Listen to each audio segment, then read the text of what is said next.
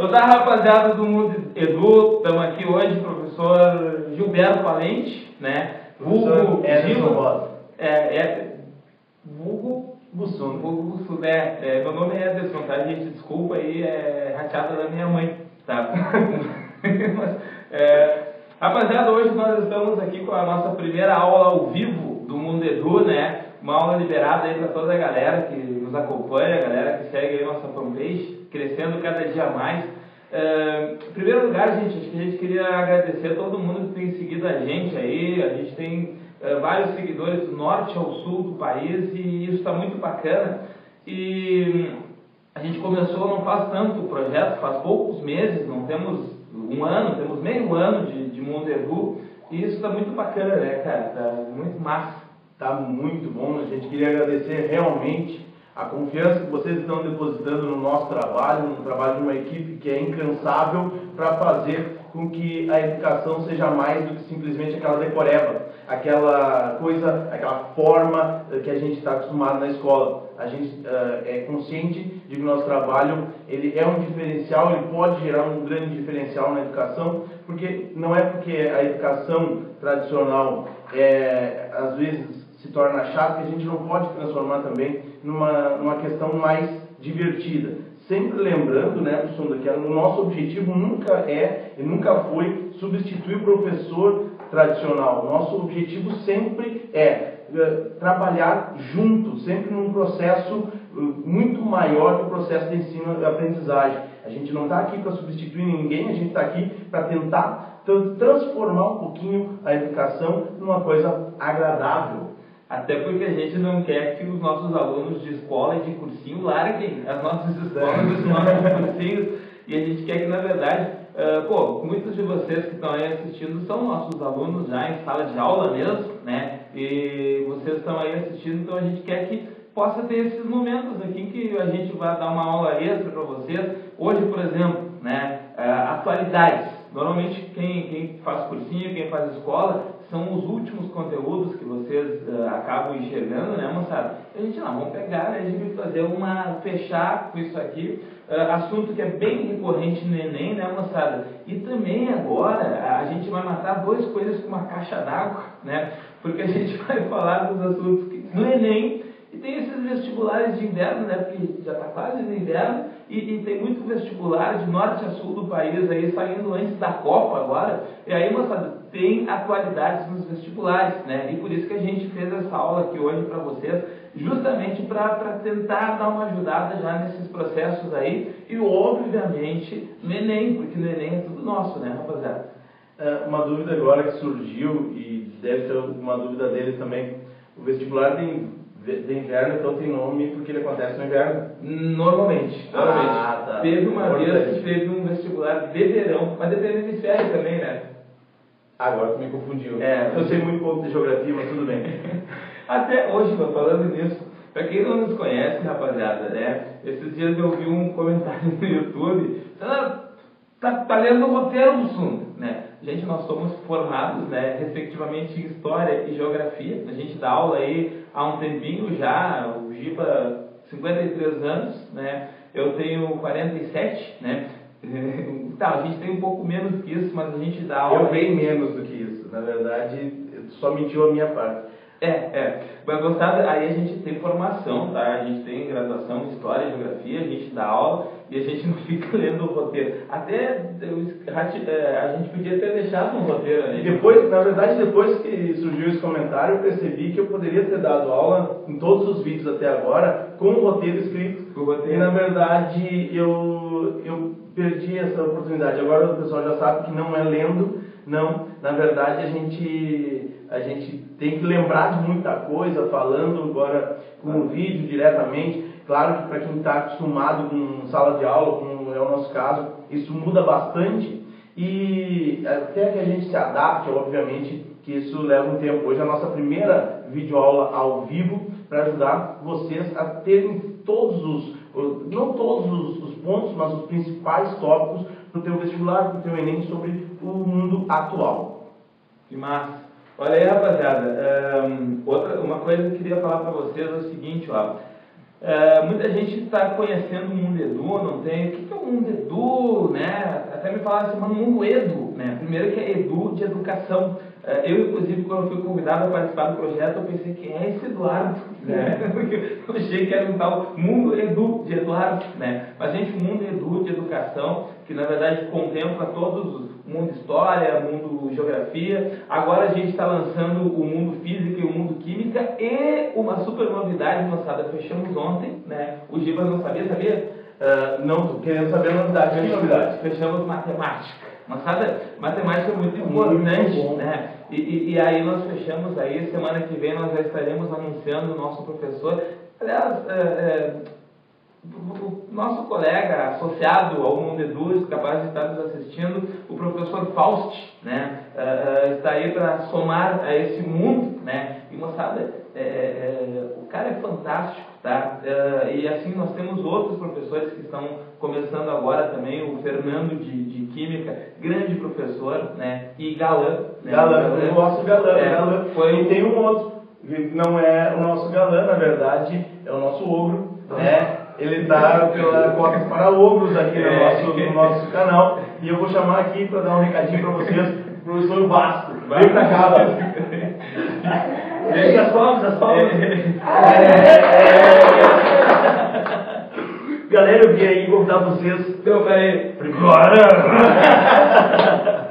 Galera, estou passando aí para deixar para vocês desejar uma boa aula, deixar um abração para todo mundo aí. E dizer para vocês que daqui a alguns dias o mundo físico já vai estar bombando também, né? A gente está começando a gravar as aulas aí, estamos começando já a montar o nosso projeto e vamos meter ficha com essa galera aí, tá legal o trabalho, tá massa mesmo. Então eu quero deixar um abração no coração de todo mundo aí mesmo. Tudo de bom, boa aula para vocês aí, gente, ó. Vamos curtir nosso vídeo, vamos compartilhar, chama a galera para assistir, chama a mãe, o pai, até o cachorro vai que aprenda alguma coisa também, né? Cara, eu fiquei com a dúvida como é que dá um abraço no coração das pessoas. Quer dar um abraço? Não, eu tô referente para todo mundo. Eu e Giba sairemos para jantar depois. Ah, que bom. Ou vocês estão me queimando, né? Antes de convidar, agora não me convidou mais. Tá louco. É que tem agora o Fernando, né? Ah, bom. Então vai lá próximo, Fernando. Eu estou próxima vez, então já vamos combinar também. Então tá, galera. Tudo de bom pra vocês aí, ó. Boa aula. Tchau, tchau, gente. Tchau, meu filho. Já tá indo. Mas rapaziada, então assim, ó, deixa eu só explicar para vocês como é que a gente está funcionando e já vamos começar aqui nossas atualidades, senão daqui a pouco já vai ter gente desligando aí, gente indignada e a galera vai se revoltar, tá? Moçada, o Mundo Edu, que é o nosso projeto inicial agora e que está crescendo, na verdade até a gente está crescendo mais do que a gente almejava, do que a gente esperava, né? Ele funciona assim, gente, ó. Nós vamos procurar a cada 15 dias fazer uma aula ao vivo de uma disciplina ou de outra, tá? Hoje, como é a nossa aula inaugural e a gente estava com medo, a gente resolveu fazer em 2, mas moçada, a gente vai estar procurando sempre ter essas aulas ao vivo que serão gratuitas, tá? A gente tem algumas aulas também editadas que são disponibilizadas. Você pode achar a nossa fanpage, né, que é o Mundo Edu no Facebook, ou moçada, no YouTube você vai lá e digita Mundo Edu e você vai encontrar também nossos vídeos. Mas a gente tem 10% do material que ele acaba sendo disponibilizado free, né, gratuito. E, moçada, por uma questão até de manter essa estrutura, a gente tem um gasto, então a gente tem uma assinatura bem módica, praticamente gratuita, para a gente poder desenvolver empresas, né? Então você entra lá no nosso site, vocês já estão aí no mundoedu.com.br/ao vivo, né? Mas se você entrar no nosso...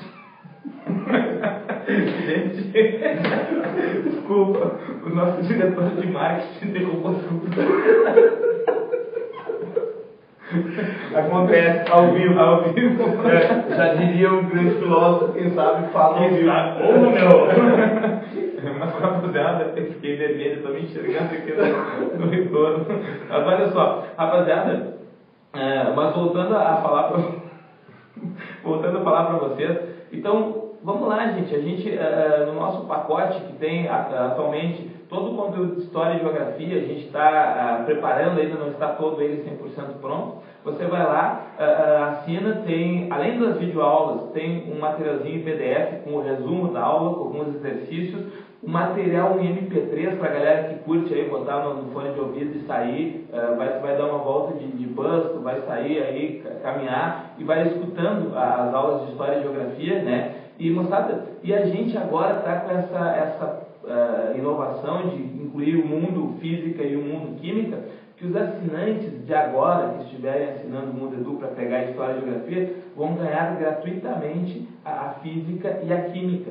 E a gente vai começar a fazer aulas ao vivo agora também de Matemática, né? E aos poucos está lançando uma aula ou outra de Matemática, que na verdade não vamos conseguir lançar o mesmo volume de História e Geografia, de saída, mas, moçada, para quem estiver conosco agora, vai levar o mundo completo, né, pelo valor aí que a gente está fazendo História e Geografia. Tudo, na verdade, é para a gente valorizar aquelas pessoas que estão com a gente, os nossos assinantes aí, e agradecer a galera que realmente está assinando, né, pessoal de norte a sul, e cara, muito bacana. Aliás, olha só, não precisaria isso para localizar, a gente tem uma visão nacional, mas nós somos do Rio Grande do Sul, tá, gente? E a gente, por enquanto, tem esses professores que são aqui do Rio Grande do Sul, e a gente já está trabalhando também com futuras parcerias de professores de outros estados, porque o Mundo Edu, apesar de ter a sede aqui, ele é do Brasil, tá, rapaziada? Então vamos lá, vamos fazer contato com a gente, curta a nossa fanpage aí, vê se está com vontade de assinar, uma bagatela, na verdade, a assinatura, né, Gil? E é isso aí. E é isso aí. Bom, acho que o Sunda já fez todas as apresentações necessárias. Então, antes que o pessoal fuja, o que a gente vai fazer então? Vamos começar a falar dos conteúdos, principalmente aqueles conteúdos que falam, que hoje eu conversava com o Sunda um pouquinho antes aqui, existem conteúdos que são de geografia ainda, porque são atuais, mas já são de história contemporânea, então a gente já tem uma série de questões que envolvem as duas disciplinas. Hoje, a tendência cada vez mais, por conta do Enem, é trabalharmos com ciências humanas e suas tecnologias. Claro que não é apenas, nas ciências humanas não são apenas geografia e história, porém a gente vai ter predominantemente história e geografia nessa linha do conhecimento que são as ciências humanas. A gente vai começar a trabalhar... Então, eu ia comentar assim que a gente estava fazendo levantamento essa semana, do novo Enem para cá, mas 2009 para cá, né? Tu mata de 45 questões, 40 praticamente por prova, com história e geografia, porque na verdade entra sociologia e filosofia, né? Como interdisciplinar. Nós temos umas questões, por exemplo, que é de interpretação de Maquiavel, que tanto história quanto filosofia, por exemplo, poderiam ter matado aquela questão. Então, assim, história e geografia acabam se tornando a base, realmente, das ciências humanas. E, moçada, justamente o que o Giba falou, muita coisa está integrada, né? História e geografia, e aí a gente está fazendo, vai fazer não só essa aula, até porque, moçada, vamos começar sem mais delongas a falar de atualidade. É muita coisa, cara. Muita coisa. E aí o que a gente vai fazer? Hoje é nosso primeiro encontro, de vários outros que acontecerão para trabalhar alguns assuntos mais específicos da geografia, alguns mais específicos da história. E aí a gente às vezes conversa com o pessoal para saber se eles sabem de atualidades, eles falam sim, eu assisto telejornais, eu leio jornais. Na verdade, gente, a gente tem uma diferença entre ser atualizado e assistir telejornais. Porque se a gente for analisar o telejornal, como ele está sendo transmitido geralmente, tu tem o que? A cotação do dólar, a cotação do euro, se a bolsa de valores fechou em alta ou baixa, quantos acidentes de trânsito nós tivemos e os gols da rodada. E nos últimos dias, um jogador da seleção, para a gente se emocionar. Na verdade, quando a gente trabalha com atualidade, a gente exige um candidato, um aluno que seja atualizado, na verdade, é conhecer os assuntos que podem ser cobrados em prova que aconteceram nos últimos tempos. Então é aquele conteúdo de escola, é aquele conteúdo da geografia, muitas vezes física, que vai pegar uma parte mais ambiental, vai pegar uma questão mais social, mas que vai trabalhar com essa questão atual. Alguns fatos que aconteceram nos últimos tempos que podem respingar nos conteúdos das ciências humanas, certo? Não é aqui trabalhar como se fosse telejornais e começar a divulgar fatos. A gente não está aqui para falar de fatos, o que aconteceu em cada ponto, quantas pessoas sofreram isso. Não, a gente está aqui para tentar trabalhar uma prova, as provas de vestibulares, ou as provas do Enem, as provas que você também pode ter no seu colégio, na sua escola, para trabalhar com esses assuntos atualizados. Exatamente. Até o que tu falou, cara, foi muito importante e, moçada, você tem que atentar para isso mesmo.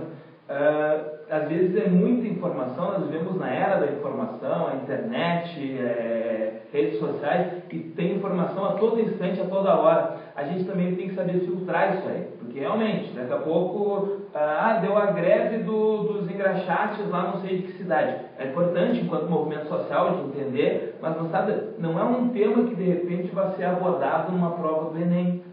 O que eles querem? Uma pessoa com a capacidade de compreensão global da situação, né? Então, de repente, você sabe tudo sobre um fato, mas você não consegue compreender o outro. Você tem que ter essa visão geral das coisas, e por isso, moçada, você às vezes precisa de uma orientação dentro disso, para não pegar fatos demais que vão sobrecarregar e não vão te ajudar na prova. Até porque, se a gente for trabalhar com o próprio Enem, o Enem é uma prova que cobra atualidade? Sim, mas se nós formos analisar os parâmetros curriculares, são ciências humanas e suas tecnologias. Então a gente tem que trabalhar em primeiro momento com a ciência. O que daquilo ali pode sim ser aplicado ao meu cotidiano? Então o que pode ser aplicado? Hoje, inclusive, surgiu uma pergunta na nossa fanpage, o que a gente poderia ter disso de relação com a redação do Enem, porque é também um assunto muito procurado. Gente, nós não somos professores de redação, mas nós vamos trabalhar atualidades. O que você precisa para arrebentar, para matar a pau numa redação? Conhecer o cotidiano, para que você consiga escrever sobre qualquer tema. Você não precisa de uma forma exata, você precisa ser um cara contextualizado, entender o contexto das coisas, entender a complexidade das coisas, porque assim você consegue escrever muito mais, com muito mais argumentação, ok? Então, a aula de hoje serve também para redação? Sim, qualquer coisa do seu cotidiano serve para redação, inclusive uma aula dessas. Exatamente. Vamos lá. Rapaziada, nós separamos aqui alguns tópicos para vocês.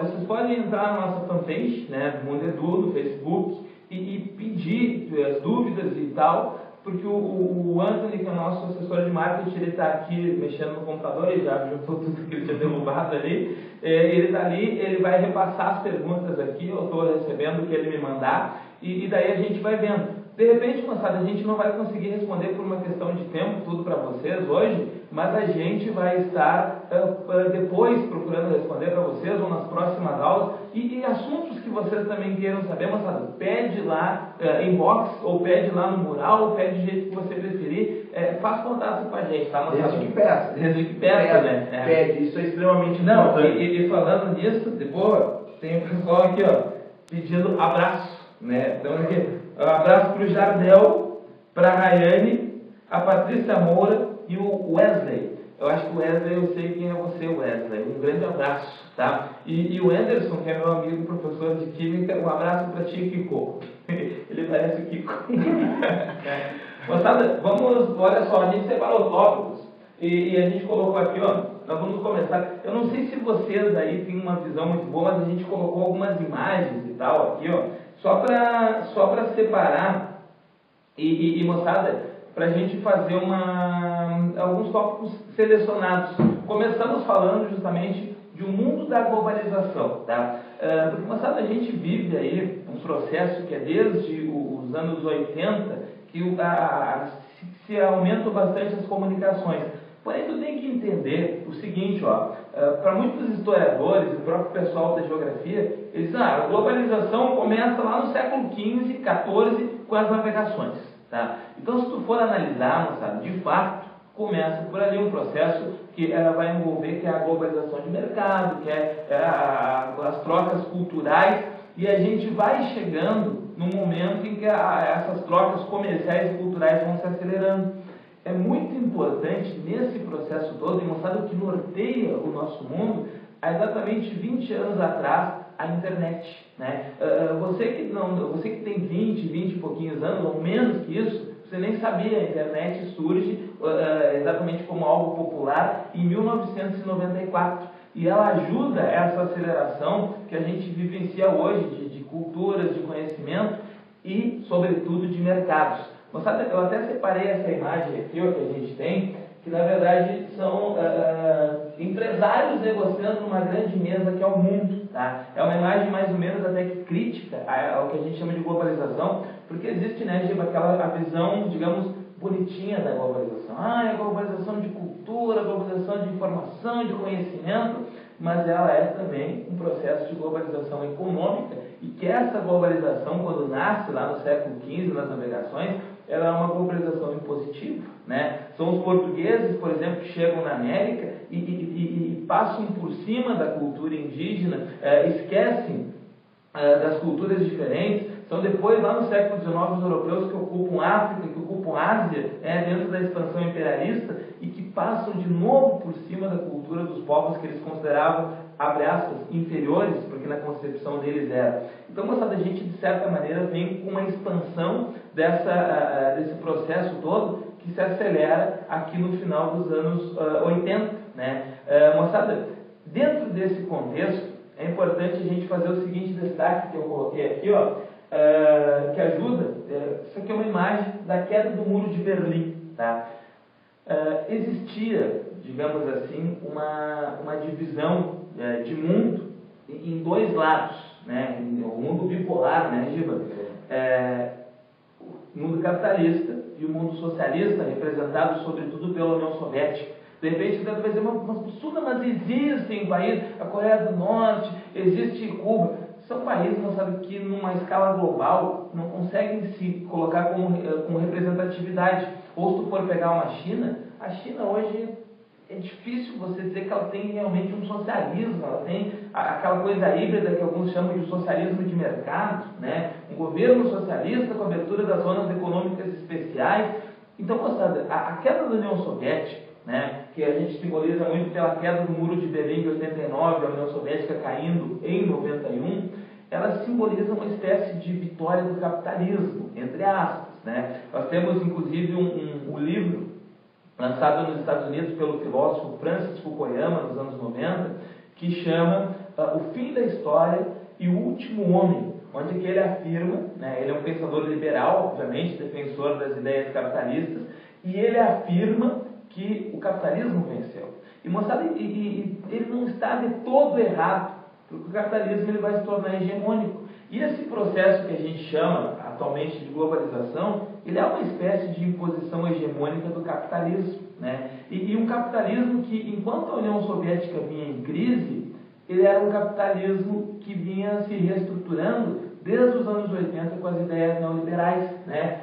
Não sei se tu quer falar alguma coisa sobre isso, podemos colocar aqui, ó, moçada, Margaret Thatcher, essa senhora ali, né, faleceu recentemente, né, foi a primeira-ministra da Inglaterra nos anos 80, né, nessa mesma década, Ronald Reagan, por 2 mandatos consecutivos nos anos 80, foi presidente dos Estados Unidos, e eles é que introduzem as ideias neoliberais.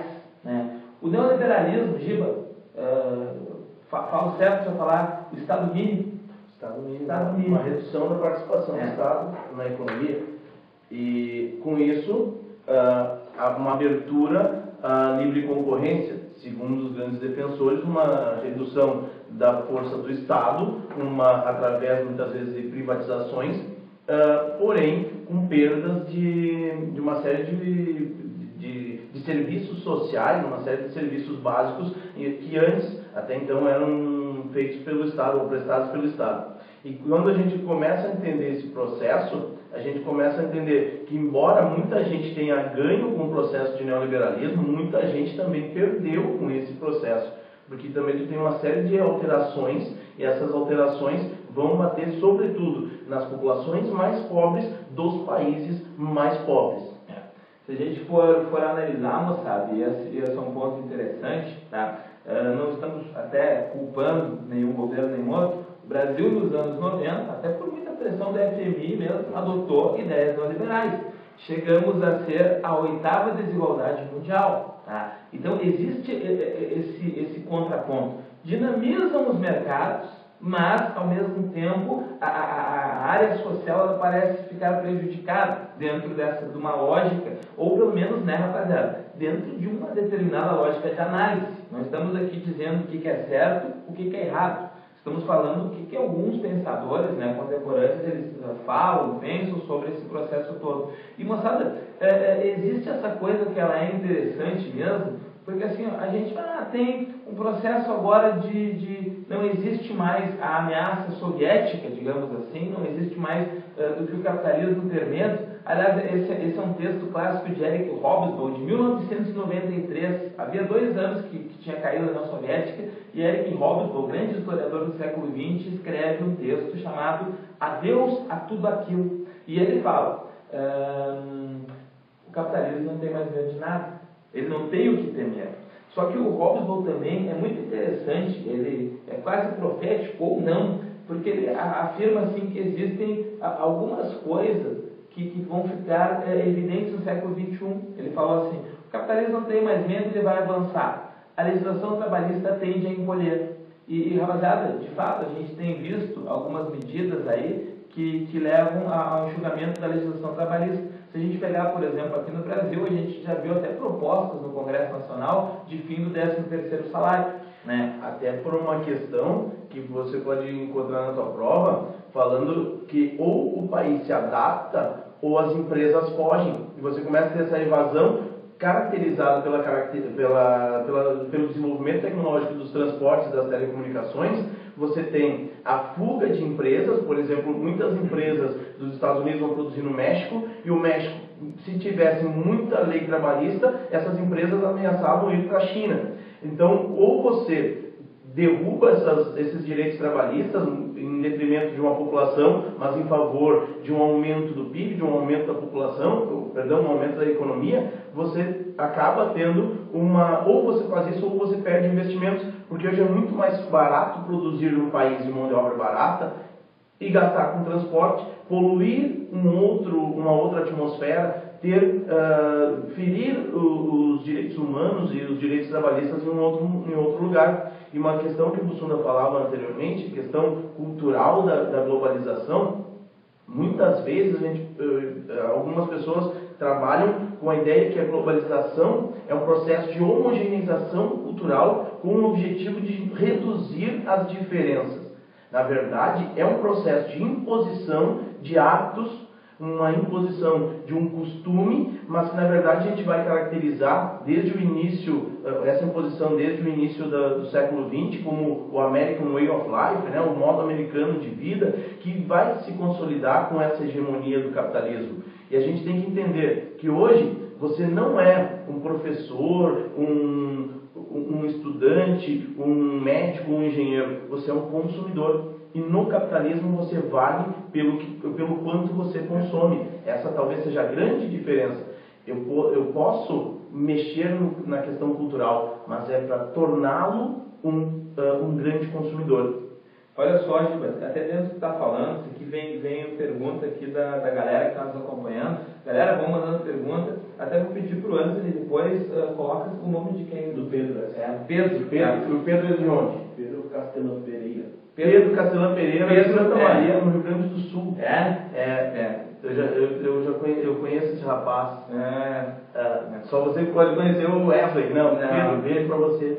O Pedro perguntou aqui, a última consequência da globalização pode acabar sendo o fim da diversificação cultural? Não necessariamente vai ser, mas... Pode ser, mas da mesma forma que é um processo de homogeneização cultural, é um processo que não se apresenta homogêneo no espaço. Os países são inseridos de maneiras diferentes. Ele não é um processo uniforme. E a tendência é que reduzam-se, sim, alguns padrões culturais locais, porém, a gente precisa entender que muitas vezes a intolerância e as diferenças acabam sendo ressaltadas, o que acaba gerando até mesmo o extremismo cultural e, por conta disso, o terrorismo. Cara, e exatamente o que está falando, assim, ó, eu volto, o Hobsbawm, que eu citei antes, ele falava assim, ó, a gente vai ter um processo de diminuição de leis trabalhistas, por exemplo, mas ele também previu duas coisas que são fantásticas e que a gente vai estar falando, inclusive, hoje também, que é o processo de xenofobia. Ele disse, a tendência a aumentar, e inclusive por causa disso, se conhecem mais as culturas e ao mesmo tempo as pessoas elas começam a ter mais aversão, ter menos respeito pelas culturas diferentes. E também ele fala do processo da crise ecológica. Nós vivemos, moçada, exatamente esses problemas hoje, né?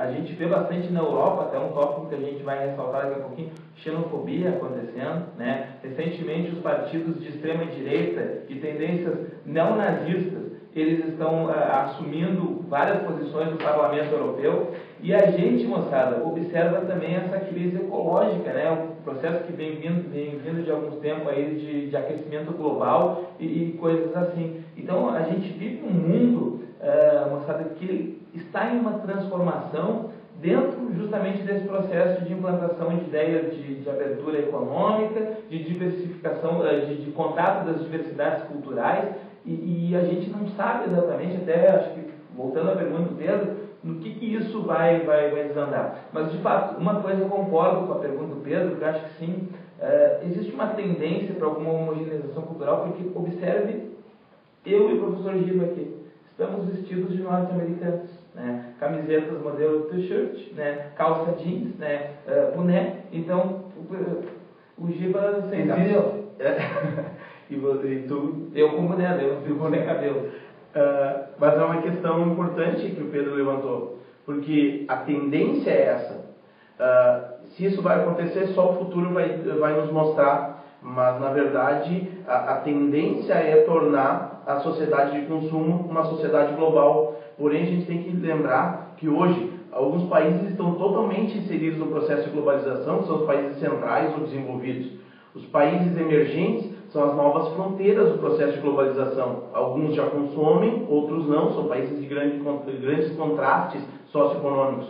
Porém, existe uma grande quantidade de países que vivem à margem do processo de globalização, que são os países periféricos.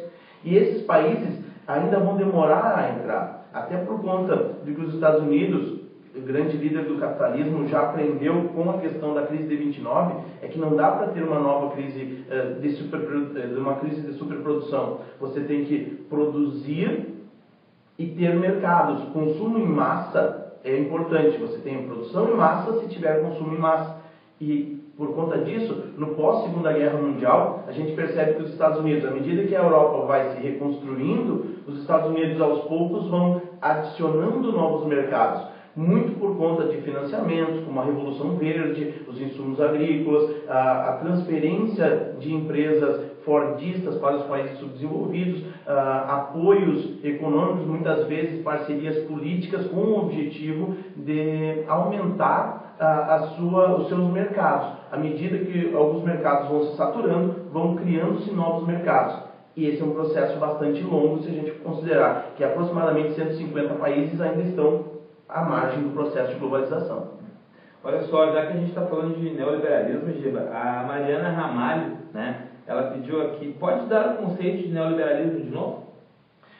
É uma redução da participação do Estado na economia, através de privatização de empresas, que é o que a gente falava do Estado mínimo, completamente oposto ao processo socialista, que seria o Estado máximo, em que tu teria toda a força produtiva na mão do Estado. O neoliberalismo é uma redução dessa participação do Estado no processo econômico, até chegarmos ao ponto dos Estados Unidos, em que eles não têm empresas estatais. Eles não têm serviços básicos que em vários países são estatais, como por exemplo a previdência social, como pegar a saúde, educação, na verdade são privados. Então é uma redução. O Estado entrega para as empresas para que haja uma livre concorrência.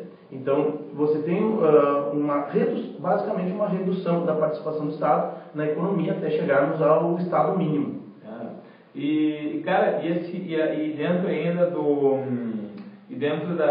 assunto que a gente está falando aqui, que é o processo neoliberalista também, as barreiras alfandegárias, né, sendo removidas, a facilitação do comércio internacional, e é por isso, rapaziada, também que é dentro desse processo de globalização que a gente começa a destacar aqui, justamente, a formação hoje de diversos blocos econômicos, tá? Assim, ó, vocês não têm uma visão boa aí da imagem, mas é o seguinte, ó, a gente tem aqui alguns destaques, a APEC, a ASEAN, o Mercosul, né, a União Europeia, o NAFTA. Então, moçada, a gente vai tendo um processo de integração de mercado e que no meio disso, daí é justamente isso que nós estávamos falando, globalização de economia, de culturas, globalização das sociedades. Mas, moçada, para a prova do Enem vai ser muito interessante, de repente, um questionamento, é uma prova que de repente vai te pedir uma linha de raciocínio nesse sentido, assim, ó, que globalização nós estamos falando, por exemplo, eu separei essas duas imagens aqui, ó, quando a gente tem, moçada, são dois muros aqui, né? O muro de Israel, o muro da Palestina, construído lá na Cisjordânia a partir de 2002, né, que separa, o Estado de Israel está se separando dos povos palestinos. Pô, globalização, integração de culturas e um muro separando eles. Aqui, ó, o muro do México, lá na cidade de Tijuana, moçada, a fronteira com os Estados Unidos. De um lado aqui, nós temos toda a cidade de Tijuana, com casas pobres, etc. Um muro separando para os mexicanos não irem para os Estados Unidos. A gente pode ser questionado, que globalização é essa? Que integração de culturas é essa? Quando a gente vê, na verdade, esses muros que são muito criticados a nível internacional, mostrado, por exemplo, lá no próprio Estado de Israel, uma decisão do governo de estar estabelecendo o muro de Israel, o muro da Cisjordânia, mas tem muita população dentro do Estado de Israel que critica o muro que eles fizeram. Então, que globalização é essa? Que caminho é esse, na verdade? E não somente também os muros físicos, né, Bussunda? A gente também tem uma série de barreiras políticas, como as políticas de imigração. E daqui a pouquinho também a gente vai, quando a gente trabalhar um pouquinho mais sobre a questão da xenofobia, a gente vai perceber que as intolerâncias, embora a gente viva uma tendência à redução das diferenças, as intolerâncias muitas vezes são afloradas.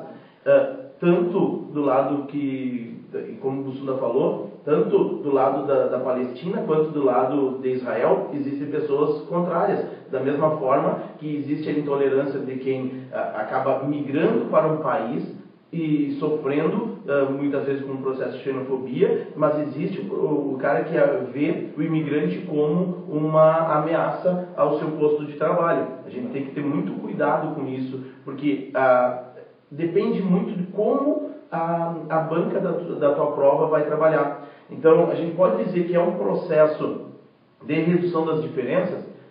Vamos analisar um contexto em que está a prova. Vamos analisar qual é a característica das provas anteriores, se essa é uma tendência, porque essa, na verdade, pode ser num determinado vestibular, pode ser uma afirmativa correta, mas num outro não. E dependendo do que a gente tem ali entre vírgulas, num contexto, dependendo do enunciado, se vai trabalhar com alguma região especificamente, então a gente tem que ter uma interpretação muito boa nesse sentido. Olha só, Gil, eu estava falando aí, eu estava lendo aqui. Cara, os nossos alunos que estão na web, eles leem o futuro. São, o Josen aqui, né? O Josen, você conhece o Josen? Né? Um abraço, Josen. Está sempre interagindo aí com a gente finíssima pra caramba. Pode contar com a gente aí, velho. Ele perguntou, mas a gente vai falar adiante, só para antecipar assuntos. Olha, é possível os mestres fazerem uma comparação dos protestos das ruas no Brasil e a Primavera Árabe? Falaremos adiante. E o Thiago Viana também, aproveitando a pergunta do Josi, tem como falar resumidamente da Ucrânia?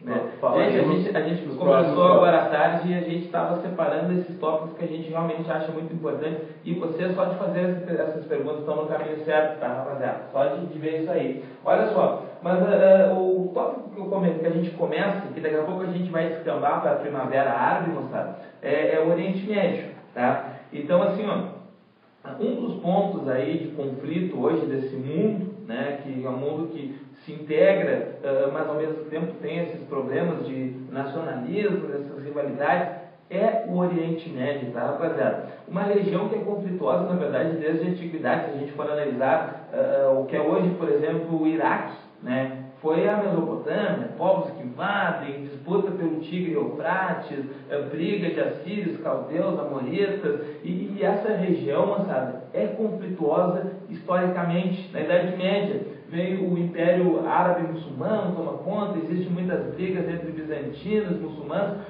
Moçada, depois se forma o Império Turco, que morre na Primeira Guerra Mundial, e aí tem uma região toda cheia de conflitos. E na verdade, gente, a gente não pode cair numa ilusão, né? Porque a gente sempre pensa assim, o Oriente Médio, ali, por exemplo, a Palestina, que é o que a gente vai abordar de saída, moçada, são os judeus contra os muçulmanos. Moçada, existe uma disputa religiosa, mas é uma base econômica, se formam alguns nacionalismos sobre isso, se tem algumas medidas políticas. Na verdade, a religiosidade, ela acaba às vezes parece que encobrindo a nossa visão, mascarando a nossa visão, isso, e a gente tem que procurar causas de origem mais econômica, social e política do que realmente religiosas, não sabe, tá? Então nós vamos começar a falar disso. Se tu me permite, Diego, eu vou começar abordando uma parte histórica aqui, moçada, que nos é importante. Vocês aí não têm uma visão lá tão boa, mas, moçada, a área aqui, em verde, é a área mais escura, e depois a área em branco, são os territórios aí, a área verde dos palestinos e a área branca dos israelenses judeus, tá? Moçada, o que acontece aqui é o seguinte: nós temos uma área que lá no Antigo Testamento, lá na Antiguidade, está lá na Bíblia, está lá na Torá, é a área onde que os hebreus ganharam de Deus a terra prometida, Canaã, né? A região da Judéia, que depois passou a se chamar Palestina, e essa área aqui, rapaziada, ela foi perdida pelos judeus, né? Durante a época da diáspora. Os romanos expulsam os judeus de lá, e os judeus se ferraram. Eu quase falei palavrão, não dá pra falar palavrão, rapaziada, é feio. Mas assim, aí os judeus se ferraram ao longo da história, porque, foram expulsos de lá pelos romanos. O judeu não acredita em Cristo, né? O cristianismo é uma ramificação do judaísmo. E aí eles passaram pela Idade Média, com aquele domínio cristão católico muito forte, foram perseguidos. A peste negra culparam os judeus, por exemplo, entre outros culpados estavam os judeus. Aí, moçada, veio a época ali das monarquias absolutistas, os judeus perseguidos. Tu chega no início do século XX, vai lá na Rússia, os caras estão fazendo os pogroms, que na verdade eram os massacres dos judeus, a intolerância religiosa sobre os judeus, que não acreditavam em Cristo. E também tinha um outro problema ao longo do século XIX e XX, não tinha um país. Enquanto a Alemanha era mais Alemanha, a Rússia era mais Rússia, a França era mais França, os judeus não tinham um país para ser mais. Então, rapaziada, tem toda uma problemática de perseguição a esses judeus. O que aconteceu? Depois da Primeira Guerra Mundial, a região que era de administração do Império Turco-Otomano, né, o Império morreu, passa a ser uma área gerenciada por ingleses e franceses, a área da Palestina.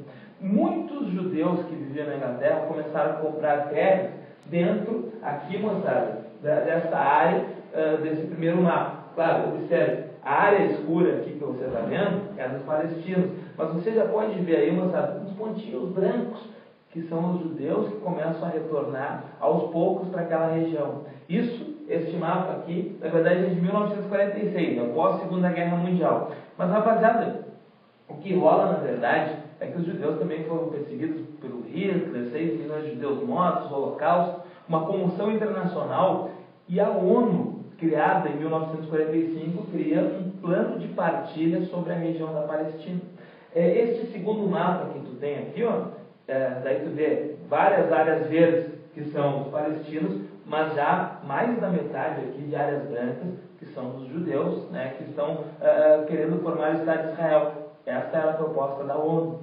Em 1948, judeus sionistas, o sionismo é um nacionalismo judaico, tá, que chegou ao exagero depois, moçada, mas os judeus sionistas, eles não esperam a partilha de fato acontecer conforme a ONU tinha planejado, e eles proclamam o Estado de Israel. O fato é que os países árabes da região não aceitam aquele Estado, Egito, Síria, Jordânia, eles acabam entrando em atrito com o Estado de Israel. E, moçada, nós vamos começar a ter problemas, porque aí Israel e os países árabes vão começando a ter atritos, e aqui nós temos nesse terceiro mapa, já vê predominantemente a área branca, os judeus de Israel dominando boa parte dessa região aqui da Palestina. Tá? Moçada, esse mapa é de 1967, quando acabou a Guerra dos 6 Dias, e quando, na verdade, os árabes tinham se voltado contra os judeus, e eles tomaram aqui as principais regiões,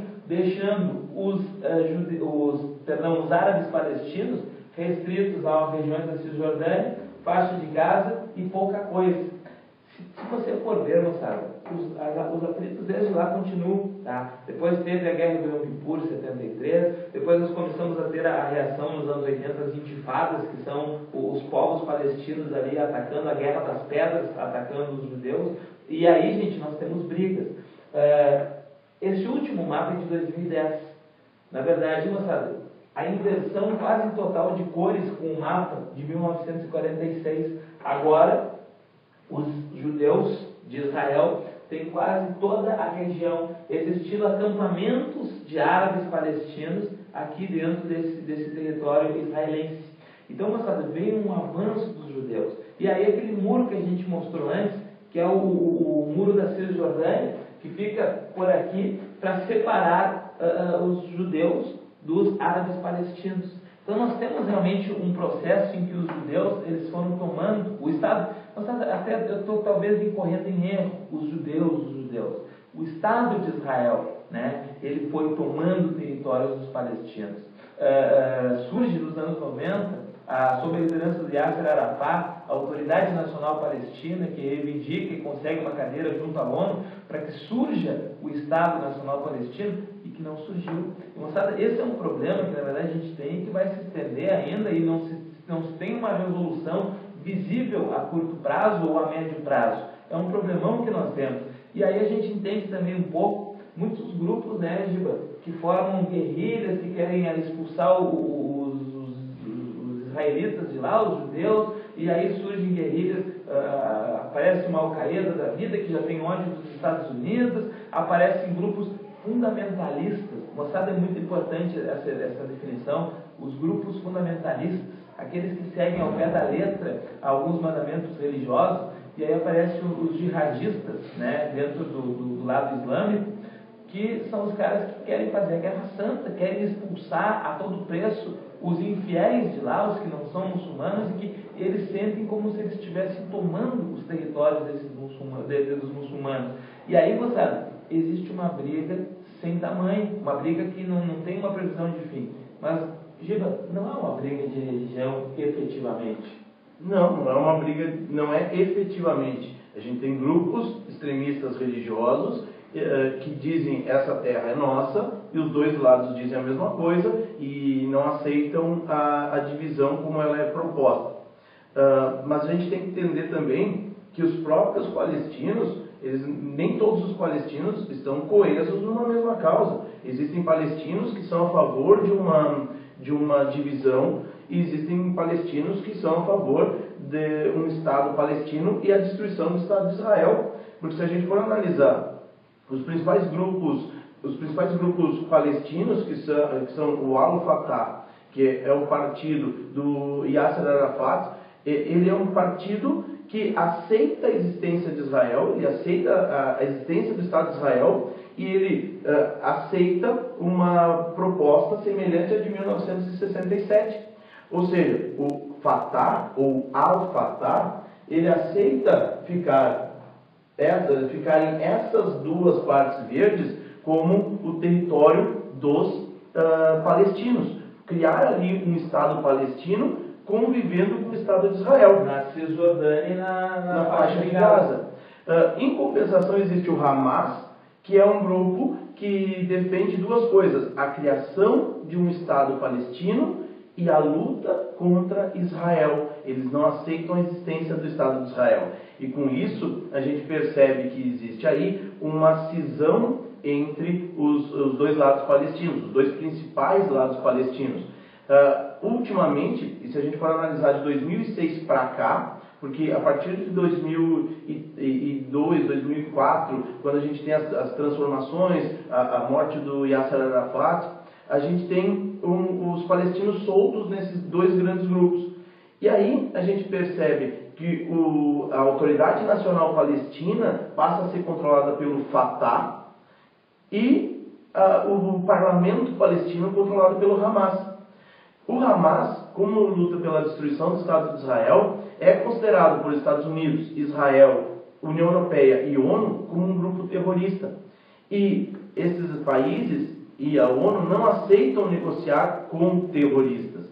E a gente percebe que o Fatah é um partido político, teve aí o seu passado durante a Intifada, durante a Guerra dos 6 Dias, teve o seu passado armado, hoje em dia é um partido político que luta pela criação de um Estado palestino e a convivência pacífica com Israel, enquanto que o Hamas não. E esses caras, enquanto os palestinos não se juntarem num objetivo só, não existe paz na região. E também, talvez, né, não seja intenção de Israel que exista paz entre os palestinos, porque se for uma divisão nos moldes de 1967, Israel perde áreas. Não só perde áreas agrícolas, como perde um grande lençol freático na região da Cisjordânia.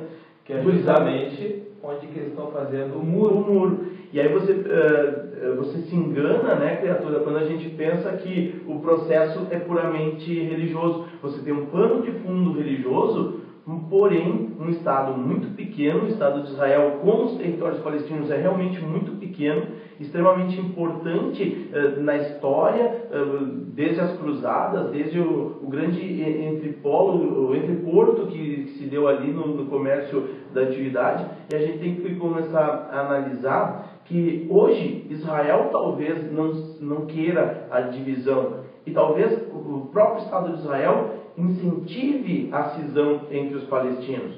E aí a gente começa com um processo extremamente complexo. A gente, inclusive, dentro do que o Giba estava falando, a gente tem que tomar cuidado. Aqui eu até coloquei uma foto de guerrilheiros da Al-Qaeda, né? E a gente tende a pensar assim, os caras lá, apareceu um nome árabe, são terroristas.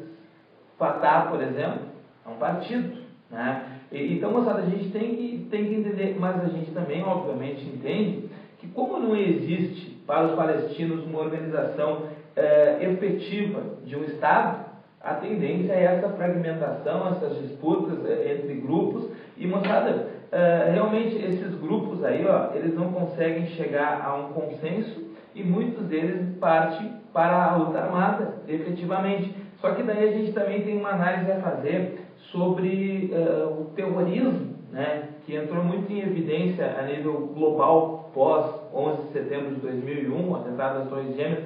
Parece que antes não se falava tanto de terrorismo, e agora muitas coisas são classificadas como terrorismo, né?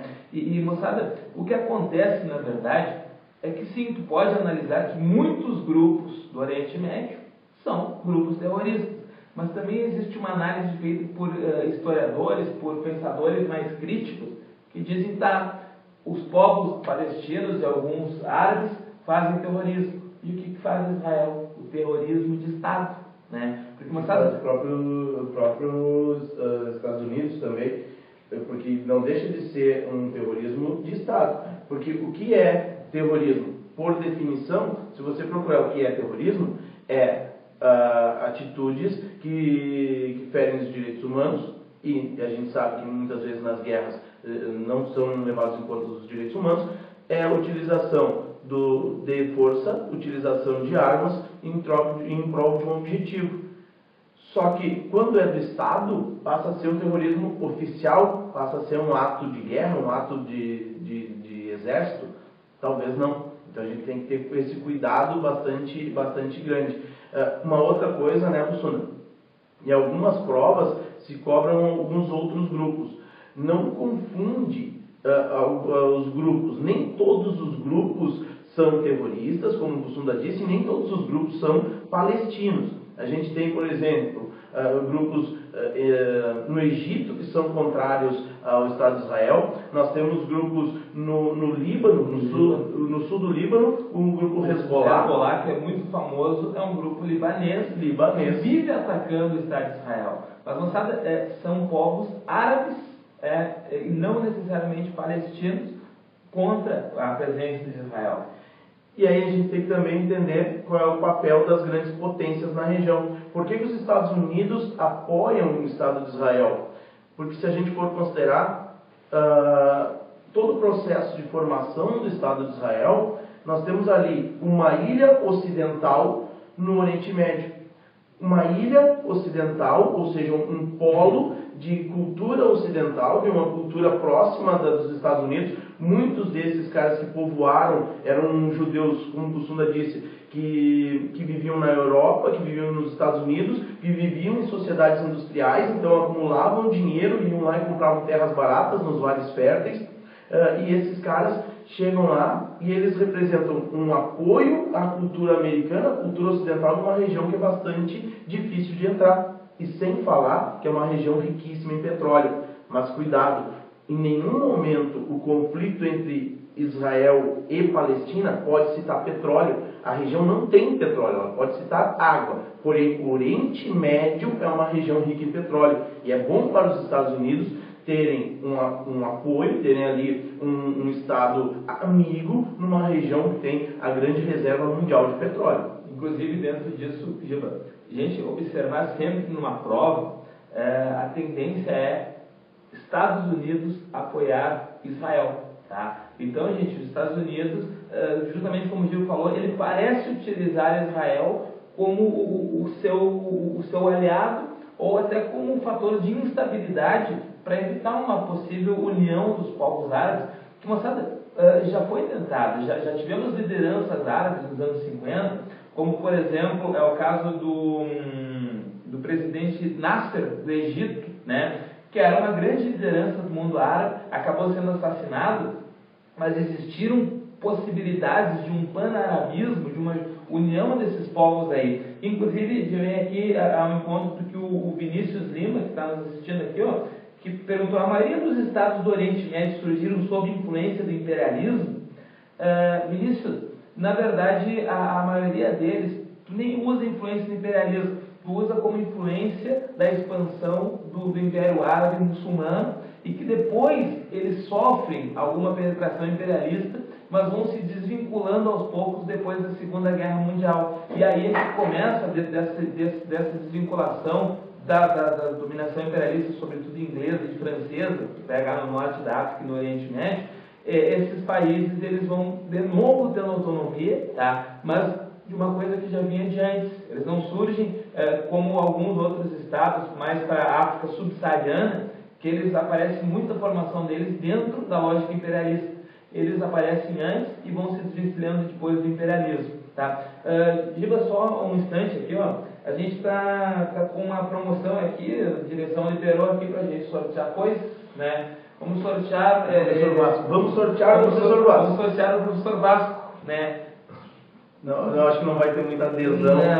Não. Então, moçada, a primeira pessoa que responder ali pela fanpage, né, do nosso inbox, tá? Não, pode responder direto no chat no chat. Pode responder direto. Gente, pode responder direto. Você está aí no site aí, mundoedu.com.br/ao-vivo, e tem o chatzinho. Você responde direto. O primeiro que responder, vamos fazer uma pergunta, uma coisa que nós já falamos. O grande líder que já apareceu agora da causa palestina, tá? Fundador da Autoridade Nacional Palestina e tal. Quem responder o nome do cara vai ganhar, deixa eu ver aqui o que é, uma assinatura trimestral do Mundo Edu, que você vai pegar a História e Geografia e já vai ter nos próximos dias aí Física e Química, tá? Então, o primeiro a responder ganha essa assinatura trimestral. Qual o líder histórico da causa palestina que já faleceu, fundou a ANP, esteve sempre dentro dessa luta aí, tá? Mas você, seguindo você ia falar de... Não, só uma coisa também importante, antes que a gente passe para o próximo tópico, que os palestinos não são os únicos retardatários da independência naquela região. Porque quando acaba o Império Turco Otomano, que vários grupos começam a formar estados, os palestinos passam a ser controlados ali pelas potências europeias, a gente não pode esquecer dos curdos, que são também um povo que está espalhado pelo Irã, pelo Iraque, principalmente pela Turquia, também ali a região da Síria. Os curdos, eles povoavam, assim como os outros povos, eles acabavam ocupando aquela região do Império Turco-Otomano, mas eles demoraram no processo de independência. E hoje eles representam a maior nação sem território do planeta. Vamos lembrar que nação é um povo, é um grupo de pessoas com características culturais em comum, enquanto que os curdos, eles não têm um país, eles não representam um Estado nacional. E aí a gente tem que ter cuidado. A gente tem os palestinos que lutam pela criação de um Estado, mas não é o único grupo que luta pela criação de um Estado na região do Oriente Médio, né, professor? Sim. E agora o que a gente vai passar? Não, a gente vai colocar aqui o Pedro Castelã Pereira e Astra na página. Respondeu, Pedro, você ganhou a assinatura trimestral. Daqui a pouco a gente faz uma outra assinatura, depois vamos sortear também barcos de ouro, que vale mais, mais do que dinheiro. E vamos fazer. Mas a gente não vai ser do mundo árabe, porque a gente continua aqui, ó. Moçada, olha só, vai ser Primavera Árabe o nosso assunto. E deixa eu fazer o seguinte, ó. Já que o Vinícius, né, se tinha perguntado, surgiram sobre que influência. Muitos estados árabes ali foram se formando ao longo do século XX, né, moçada, com ainda a herança do pensamento muçulmano, e muitos se transformaram em ditaduras que surgiram no processo de descolonização afroasiática da segunda metade do século XX. Tá? Então, o que a gente tinha e tem ainda prevalecendo na região? São, moçada, ditaduras movidas aos petrodólares. Nós temos a região ali do Oriente Médio, uma região rica em petróleo, tá? E a gente tem algumas ditaduras que começaram a ser questionadas dentro do contexto que a gente chama de 2011, a Primavera Árabe. Tá? Moçada, até essa imagem aqui, ó, ela é o desencadear de tudo que é o movimento da Tunísia. Até, Giba, a gente estava falando hoje de manhã sobre o que é primavera, né? Porque tem muita gente que vai perguntar assim, Giba, começou na primavera então lá o negócio? Começou na primavera? Não, aconteceu, o processo começa no final do ano de 2010, na Tunísia, e sobretudo as transformações nas 2 primeiras semanas do mês de janeiro de 2011. E se você for analisar, isso significa inverno no hemisfério norte. Então não tem nada a ver com a época do ano. Por que nós trabalhamos com o termo primavera? Porque é uma época de transformações.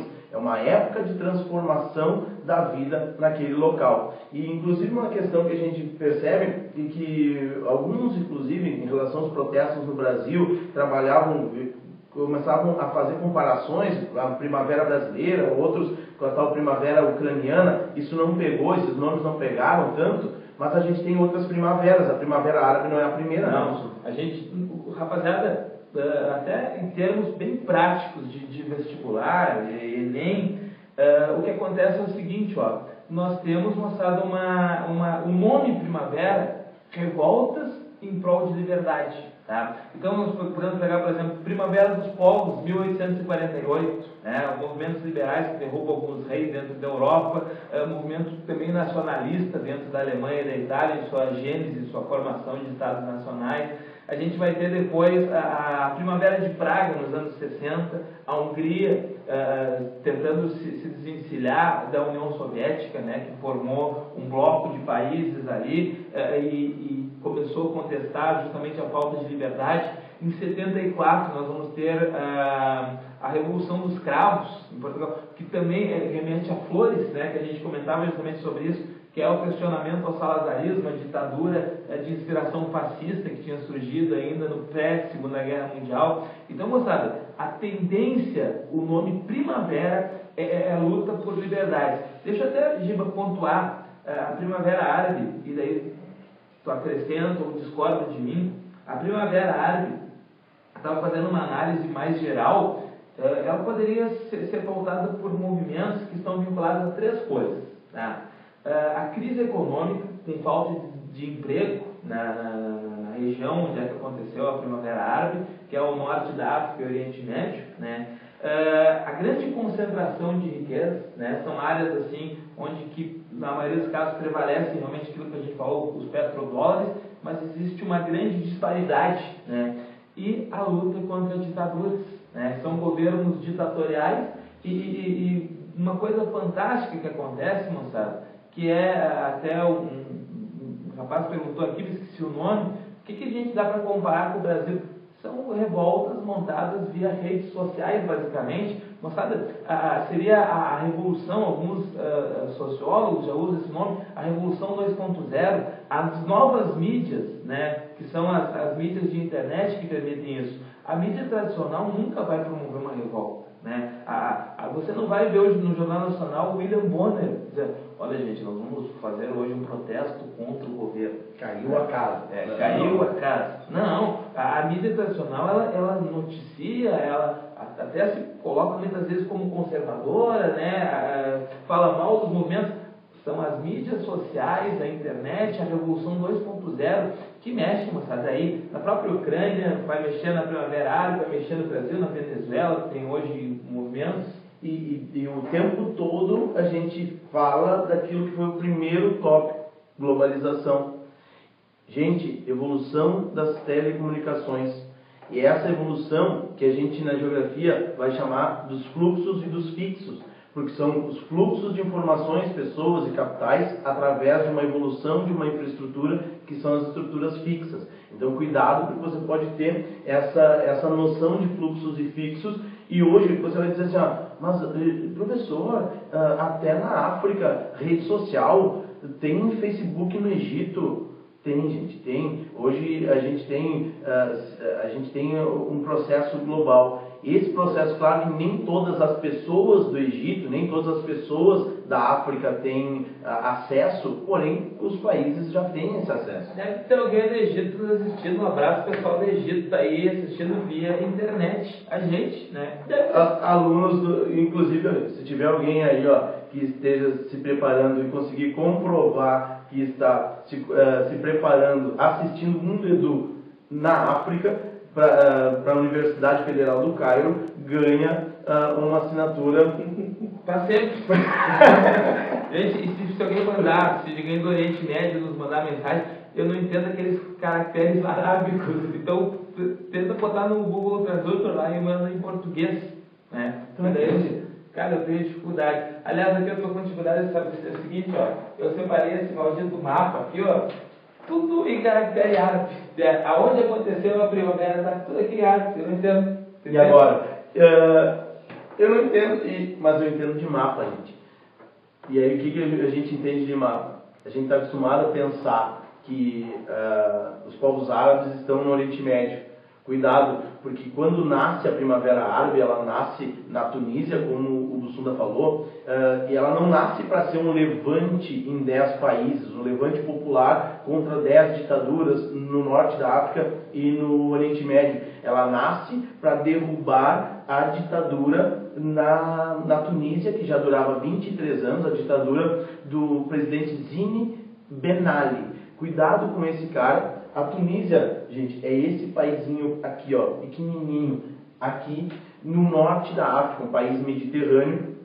A flor símbolo da Tunísia é o jasmim. Então, como eles não começaram para ser uma grande primavera, ou seja, uma grande transformação, eles começaram para transformar apenas o seu país. A Primavera Árabe começa no final de 2010, começo de 2011, com o nome de Revolução do Jasmim na Tunísia. Em menos de 2 semanas, as pressões populares derrubam o presidente Zine Ben Ali, que renuncia e vai embora do país, ele vai se exilar. A gente depois o pessoal começou, na verdade começa ali na Tunísia, e tem uma série de manifestações, e tem o principal ato, que é o ato de autoimolação, que é um jovem feirante que estava no meio dos protestos, que estava apanhando da polícia, se soltou da polícia e jogou fogo no próprio corpo. Num ato que é bastante comum na história da região, então não foi uma loucura dele. Só que aquilo ganhou as redes sociais. Foi uma loucura dele, não foi um ato isolado. Foi uma loucura dele. Eu acho que eu provavelmente não faria. Mas a gente precisa entender assim, ó. Aí o cara postou no Facebook lá na Tunísia. Aí ele tinha um amigo na Líbia, um amigo no Egito. E o pessoal do Egito começou a conversar e falar assim: cara, tu viu o que aconteceu lá na Tunísia? Ah, vi. Vamos fazer igual. Que você botar fogo? Não, derrubar o presidente. Então eles começam a tentar derrubar o presidente. No caso do Egito já estava há mais tempo, que era o presidente Hosni Mubarak. E esse cara vai ser derrubado após 30 anos de governo. Porém, a ação do Mubarak contra o povo foi desproporcional. Ele usou o exército nas ruas para tentar acabar com as manifestações populares. E isso acabou gerando uma série de mortes que foram responsabilizadas a ele. Diferente do Ben Ali na Tunísia, que foge do país, renuncia e foge, o Mubarak acaba sendo preso e condenado à prisão perpétua. E derrubado pelo próprio exército. Derrubado pelo próprio exército. O exército começa a favor, a hora que o exército começou a ver que ia dar problema, ele acabou se voltando. Vamos lembrar que nós temos milhares de pessoas, milhões de pessoas nas ruas do Cairo, principalmente na Praça Tahrir, que é o centro das manifestações. Porém, você acha assim, então melhorou a situação no Egito. O Egito, nos últimos 3 anos, passou por vários governos, e você tem ainda um governo da Irmandade Muçulmana. O problema é que o Egito, embora seja um país árabe, ele também tem bastante cristãos e tem os núbios, que são vários povos que têm objetivos diferentes. O Mubarak governava para uns. Depois você vai ter um governo que é uma junta militar. O povo volta às ruas em 2012 para tentar derrubar a junta militar. Aí você tem um partido chamado Irmandade Muçulmana que coloca pela primeira vez um governo eleito no Egito, que foi o presidente Mohamed Morsi. Só que esse cara tenta impor uma série de transformações culturais, uma série de transformações legais, até mesmo a possibilidade de uma lei islâmica, o que para os núbios e os cristãos se transformaram num problema. Então, troca-se uma ditadura de um ditador maluco que estava lá por 30 anos, por uma junta militar, por um governo radical islâmico que vai ser derrubado em 2013. Então nós temos uma série de transformações porque esse país ainda engatinha nesse processo democrático. E o principal confronto que vai se dar no norte da África, que vai ser a questão da Líbia, com o Muammar Gaddafi. Muammar Gaddafi, de todos esses caras, era o que estava há mais tempo governando o país. Ele estava há 42 anos governando o país. E o Gaddafi, a diferença em relação à Tunísia e o Egito é que a Líbia apresenta a 4ª maior reserva de petróleo da África e a 12ª maior reserva de petróleo no mundo.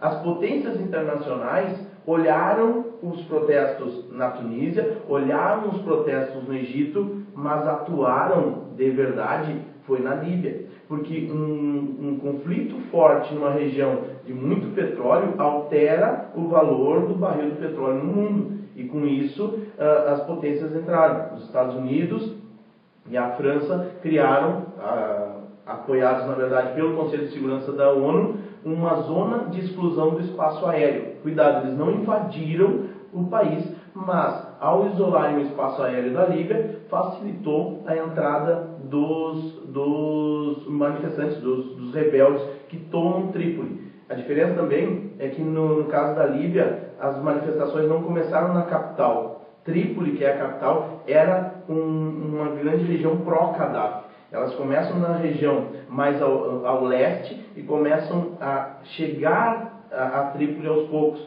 Mas antes que chegasse, o Gaddafi também começou a controlar toda a mídia, toda a TV, bloqueou a internet para evitar que as manifestações respingassem na capital.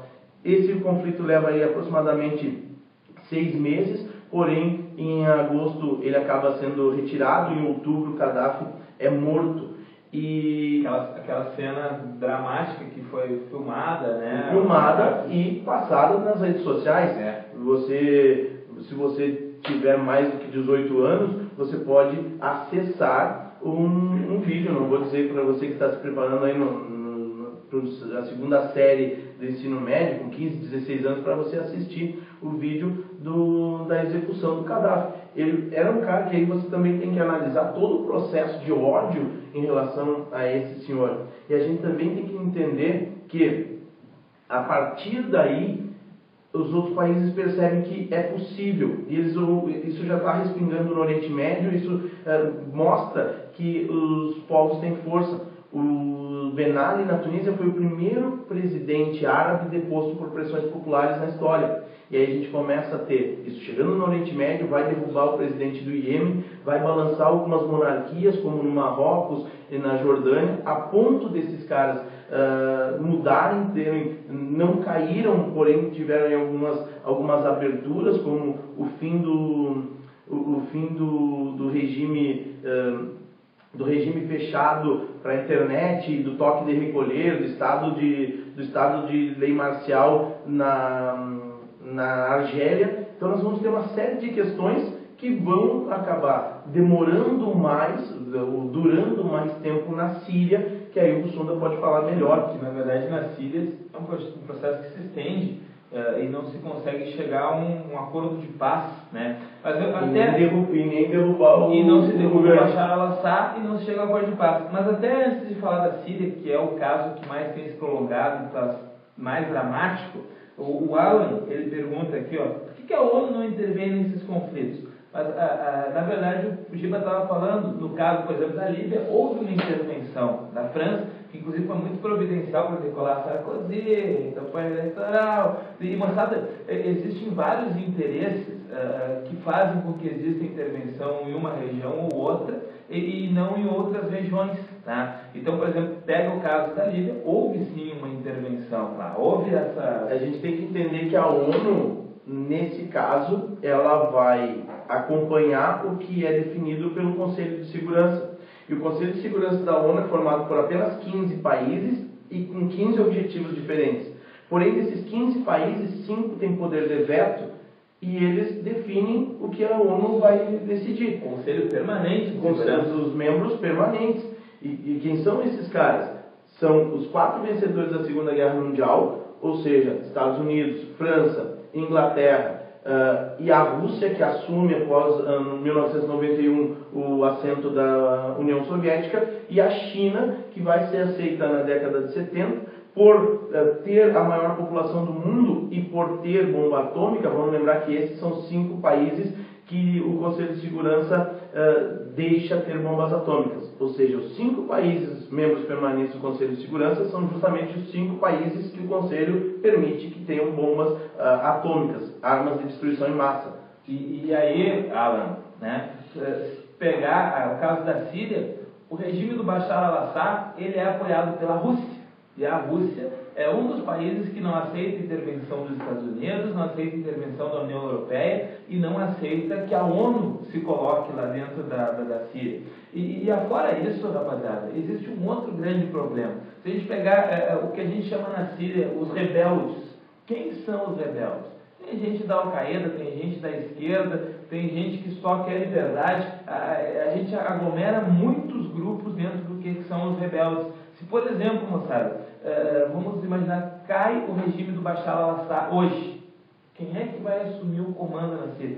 Que daí entra mais ou menos a mesma questão. Caiu o Mubarak, aí você assumiu outra ditadura lá, acabou caindo. E que não é uma exclusividade desse período, porque a partir do momento que caiu o regime talibã no Afeganistão, ou que caiu o regime do Saddam Hussein no Iraque, esses países não estão muito melhores hoje. A diferença em relação ao que se tinha antes é que hoje esses países estão alinhados a uma política externa norte-americana, que é quem entrou ali. E aí a questão, muito em relação ao que a gente falava antes da Guerra Fria, se hoje o mundo é multipolar ou unipolar, a Síria acaba tendo esse resquício de Guerra Fria, ou até mesmo a Ucrânia, esse resquício de Guerra Fria. De um lado, a Rússia não querendo perder áreas de influência para os Estados Unidos, e os Estados Unidos tentando ampliar suas áreas de influência. Até dentro dessa disputa, tem gente já falando de uma nova Guerra Fria, do crescimento da Rússia, né? Moçada, só bem rapidinho aqui, ó, o Thiago Viana perguntou, essas autoridades que vocês estão comentando caem muito na CAF de Santa Catarina, tento lá há um ano já.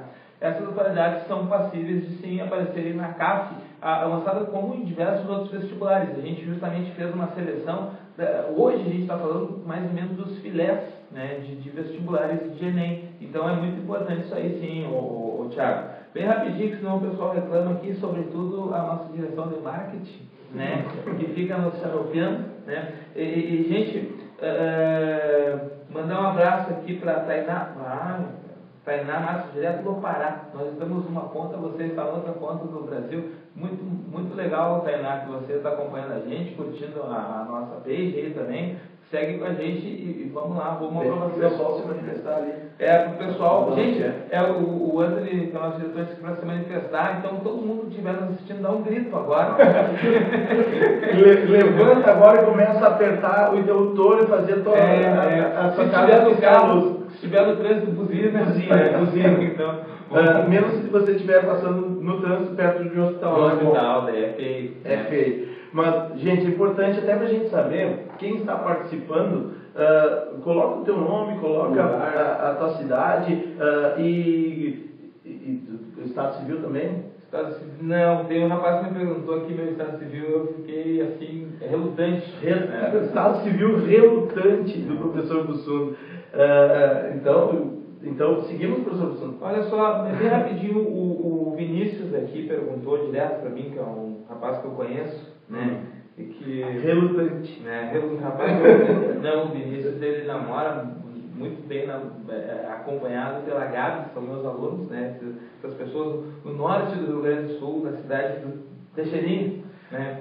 Cidade de Teixeirinho, cidade de Passo Fundo. E, gente, ele perguntou assim, qual o posicionamento do Brasil em relação aos conflitos, levando em consideração a participação brasileira no Conselho de Segurança da ONU? O Brasil é o Brasil é um candidato a membro do Conselho de Segurança da ONU. De todos os membros que já foram eleitos para mandatos de 2 anos do Conselho de Segurança, o Brasil foi o que mais vezes foi eleito, já foi eleito 10 vezes para esse conselho. E o Brasil ele tem uma posição que é só aceitar ações militares em último caso. Então o Brasil é um grande defensor da diplomacia, um grande defensor do diálogo. No caso da Líbia, depois da queda do Gaddafi, inclusive, embora o Brasil não estivesse participando do Conselho de Segurança na época, o governo brasileiro foi consultado sobre a sua opinião sobre os novos rumos da Líbia pelo governo da França. Ou seja, o Brasil ele sempre busca uma linha pacífica, ou seja, o Brasil não gosta de se incomodar.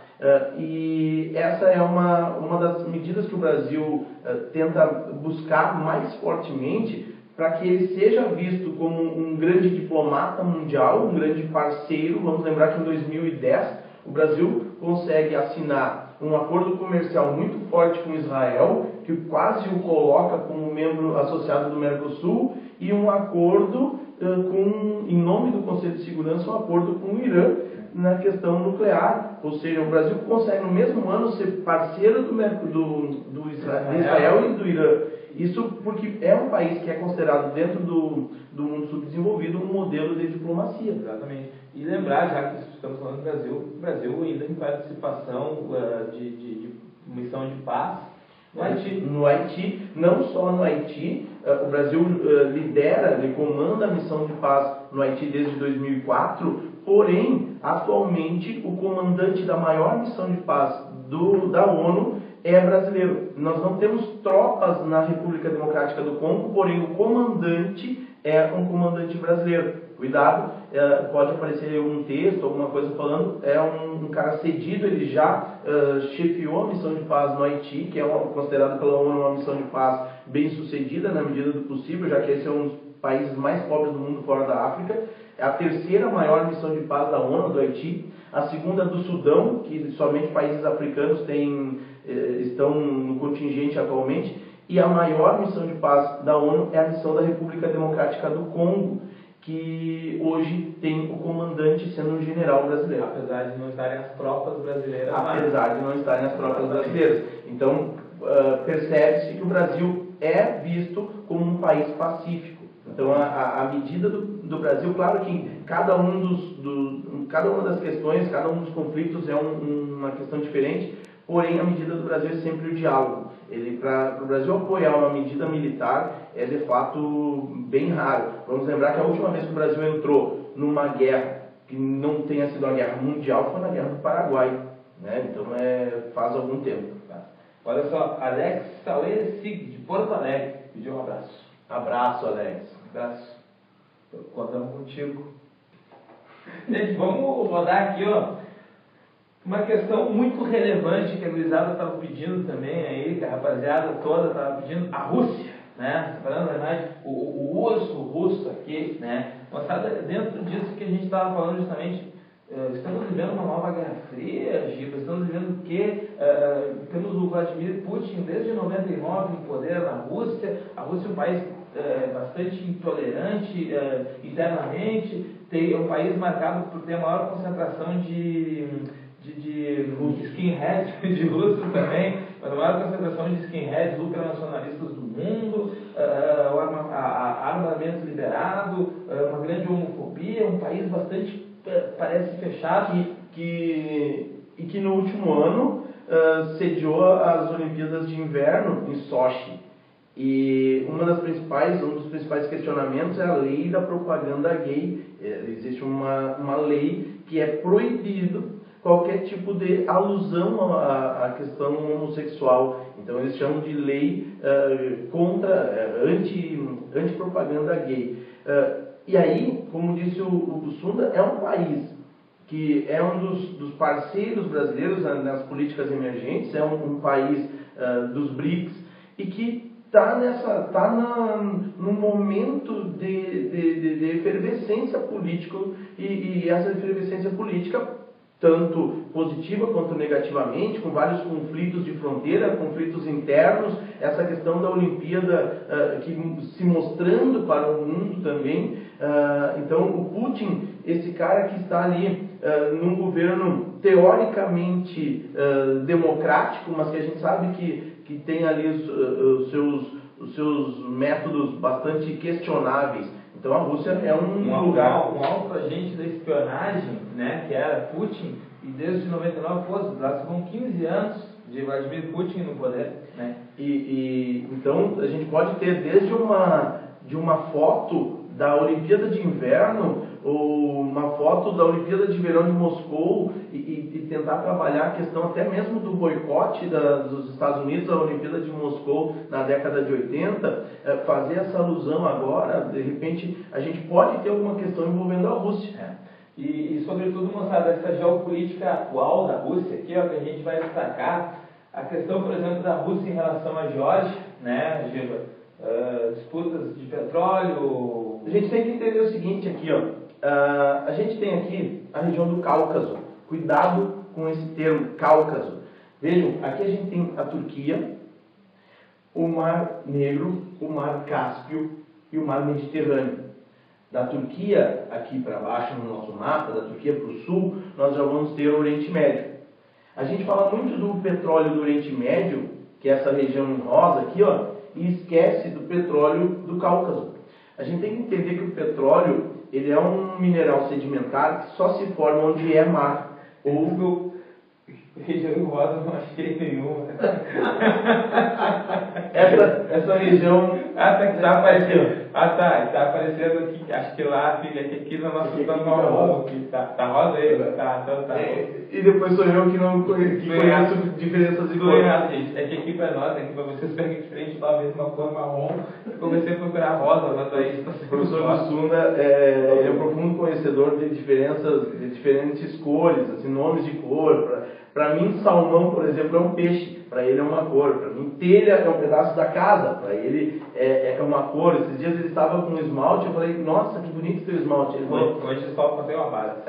E eu disse, que cor é o teu esmalte? Ele falou, Ludmilla. Então, são coisas bem interessantes que o professor Na próxima aula, a esposa do Giba vai participar e vocês vão ver que é ele que sabe tudo isso. Falando nisso, antes que eu vá para casa e apanhe, quero também mandar um abraço para a Carol, para a filha Antônia, que não estão assistindo, porque elas estão assistindo. Não, o Antônio disse que elas estão assistindo, já mandaram mensagem. Dá oi pro tio Bussunda. Oi, Antônia. Oi. Assustei criança. Agora nós tivemos lá em casa bastante choro, eu vou chegar em casa e vou ser xingado mesmo por conta disso. Mas, gente, vamos então, essa parte aqui, que, sei lá, essa parte, dessa cor aqui, é o Oriente Médio, ok? Isso aqui é verde, isso aqui não. Lá é verde. Então tá, essa parte verde é a Rússia. As partes mais claras que nós temos ali, então, são os mares internos, no caso do Mar Cáspio, que é um mar isolado, ele não tem contato com o oceano, mas nós temos aí, como eu dizia, bastante petróleo, porque o petróleo é um mineral sedimentar que se forma onde é mar, pela sedimentação de organismos marinhos, então, organismos sedimentos aquáticos. Então, a gente vai ter aqui bastante petróleo. E se a gente for analisar, os Estados Unidos têm as intenções que a gente já falou sobre o Oriente Médio, e os Estados Unidos tentam esses países que em 1991 saíram da União Soviética e também são ricos em petróleo. Um dos grandes objetivos da União Europeia e dos Estados Unidos, e aí já pegando também a questão que a gente vai falar logo depois, que é a questão da Ucrânia, são essas regiões que até 91 pertenciam à União Soviética e que hoje estão aí quicando, estão aí, ó, quem vai influenciar? Todo mundo quer, as potências querem influenciar essas regiões. A Geórgia é um caso. Essa região aqui, ó, entre o Oriente Médio e a Rússia, é uma região que até tem petróleo, mas mais que isso, passam pela Geórgia muitos oleodutos e gasodutos. E a gente tem aqui na Geórgia e no sul da Rússia, nós temos algumas repúblicas, antigas repúblicas soviéticas, que não ganharam a independência, que não conquistaram a independência, como a Ossétia, a Abcásia e a Chechênia. Cuidado, gente, porque quando a gente fala desses caras aí, a gente tem dentro da Federação Russa regiões autônomas, mas eles não são russos, eles não se consideram russos. No caso dos chechenos, eles não se consideram russos, eles são muçulmanos, são caucasianos e eles não se consideram russos, pertencem à Rússia e lutam por independência. Se a Rússia der independência a essa região, ela terá que pagar muitos royalties pelos gasodutos e oleodutos que passam naquela região. Uma vez que a Chechênia siga pertencendo à Rússia, ela acaba sendo uma região da Federação Russa, a Rússia não tem que pagar nada para ela. Então é interessante para a Rússia seguir dona da Chechênia. A Chechênia é uma região extremamente importante, mas ela não tem petróleo. Ela é caminho do petróleo. A Geórgia também. E aqui os Estados Unidos começam uma questão interessante, que é a negociação com a Geórgia, da possibilidade da Geórgia entrar na OTAN, que é a Organização do Tratado do Atlântico Norte, que era o braço militar, a aliança militar das nações capitalistas durante a Guerra Fria. E vejam que a gente tem aqui um resquício da Guerra Fria, vejam que a gente tem aqui a Rússia e os Estados Unidos disputando áreas de influência, áreas de poder, e a Rússia faz o quê? Ela vê a Ossétia do Sul é um lugar dentro da Geórgia que é povoada por russos étnicos. E a Rússia, em 2008, resolve fazer o seguinte: se a Geórgia quer negociar com os Estados Unidos, beleza. A Rússia não vai aceitar que russos étnicos sejam dominados pelos Estados Unidos e invadiu a Geórgia. A Geórgia percebeu que naquele momento os Estados Unidos começaram a trazer suas tropas para o Mar Negro, a Rússia trouxe as suas tropas para a Ossétia e nós estivemos ali por alguns dias, na verdade 5 dias durante o ano de 2008, com um possível conflito entre russos e americanos pela Geórgia. Quem perderia esse conflito? A Geórgia. Então, o que a Geórgia fez? Recuou. Não negociou mais com os Estados Unidos e também não negociou mais com a comunidade dos Estados Independentes, que é a CEI, que é nitidamente liderada pela Rússia. Hoje, a Ossétia do Sul, e a Geórgia fez isso tentando fazer com que a Ossétia fosse libertada, os russos recuassem, a Ossétia segue povoada por russos, controlada pelo exército russo dentro do território da Geórgia. E aí é uma questão que não vai ficar na Geórgia, ou na Chechênia, ou na Ossétia. Ela vai, hoje, o assunto muda de lugar, mas não muda o contexto, a questão da Crimeia. E o mapa que a gente tem ali mostra um pouquinho do caminho desse gás. Vejam só, aqui eu tenho a União Europeia, aqui eu tenho o Oriente Médio e ali eu tenho a Geórgia. Conta para mim. A Geórgia que a gente falava, o Giba aqui, ó. Essa seta vermelha dos gasodutos que vão até Moscou e essa outra seta vermelha do gás que vem para a Europa. Isso aqui, moçada, que está aparecendo, que de repente para vocês é água, na verdade é a Rússia, tá? Porque saiu azul aqui, mas isso, é a Rússia. Exato. Essa grande mancha azul aqui é a Rússia. Então, o gás sai, o gás e o petróleo, mas principalmente gás, que é o principal produto hoje da Rússia, sai da região do Cáucaso, vai até Moscou. Ali nós temos Ossétia, Abcásia, Chechênia. Querem independência, mas a Rússia não permite. Depois esse gás sai de Moscou e vai para a União Europeia, passando por essa área mais clara aqui, ó, que é a Ucrânia. E aí começa a discussão a respeito da Ucrânia, Luizada. E lembrar, antes ainda disso, gente, é muito importante o gás russo para a União Europeia. Exatamente. Os europeus, a Alemanha, por exemplo, mais de 40% do gás que ela utiliza é o gás russo. Então, assim, a Rússia, ela se faz necessária para a União Europeia. Então, ao mesmo tempo, a gente tem esse problema. A Rússia, ela é forte, maior, né? E a União Europeia quer tentar se desvencilhar, mas ela precisa, por exemplo, do gás russo, precisa de algumas reservas naturais da Rússia. Foi uma coisa que aconteceu em 2009 com a própria Ucrânia. A Ucrânia resolveu que queria mais comissão, mais royalties pelo gás que passava pelo seu território. Ela queria mais gás para permitir a passagem por ali. A Rússia esperou o inverno e fechou as torneiras dos gasodutos. A União Europeia é que resolveu a situação, porque a Rússia ela espera uma época que a União Europeia tem uma grande necessidade de gás por conta do aquecimento das casas e resolve que ela não vai mais fornecer. Como a Rússia tem grandes reservas, ela sabe que a União Europeia é dependente, ela acaba blefando muitas vezes, fazendo esse jogo que interessa a ela, mas não só a ela, porque em 2009 a Rússia e a Ucrânia também começam a questão do porto de Sebastopol no Mar Negro. Que, gente, vamos considerar, o Mar Negro ele é fundamental para a Rússia. A Rússia é o maior país do mundo. Ela é banhada pelo Oceano Pacífico, mas lá na sua parte asiática. Ela é banhada pelo Oceano Glacial Ártico, que boa parte do ano fica congelado. E para sair via marítima para o sul, a saída seria pelo Mar Negro, passando ali pela região dos Balcãs, passando pelo Mar Mediterrâneo, ou seja, passando pela Ucrânia, pela região de Sebastopol, a região da Crimeia. E aí começa a questão envolvendo, a nova questão envolvendo a Ucrânia. Nós temos essa charge aqui, moçada, que ela pode ser interessante, né? O Giba até vai continuar adiante, né? A disputa pela Ucrânia, né? A União Europeia tentando fazer com que a Ucrânia fizesse acordos com a União Europeia, os Estados Unidos também tendo interesse na Ucrânia e o urso russo, né? Impedindo, na verdade, né? Que a Ucrânia ela aderisse a uma parceria com a União Europeia. E isso, inclusive, gerando todas as manifestações que a gente viu recentemente, né, dentro da Ucrânia, né, Giba? E aí a questão é importante porque os ucranianos queriam ingressar na União Europeia. Mas a Ucrânia é um país muito jovem. A gente tem que considerar que essas fronteiras são muito jovens.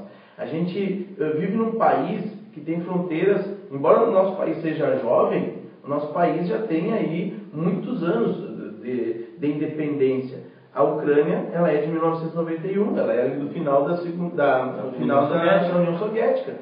E essa fronteira, a gente tem que considerar que os soviéticos, que eram controlados pelos russos, os soviéticos, o governo soviético, ele era basicamente formado pelos russos, a capital Moscou é a região dos russos étnicos, eles mandavam russos para várias regiões para povoar e para manter a população de cada uma das regiões da União Soviética sempre mais ou menos a favor de Moscou. E uma das questões que a gente percebe hoje na Ucrânia é que uma parte da Ucrânia, a parte leste da Ucrânia, ela é basicamente formada por russos étnicos e o idioma oficial é o russo. A gente tem o mapa aqui, ó, que está mostrando, né?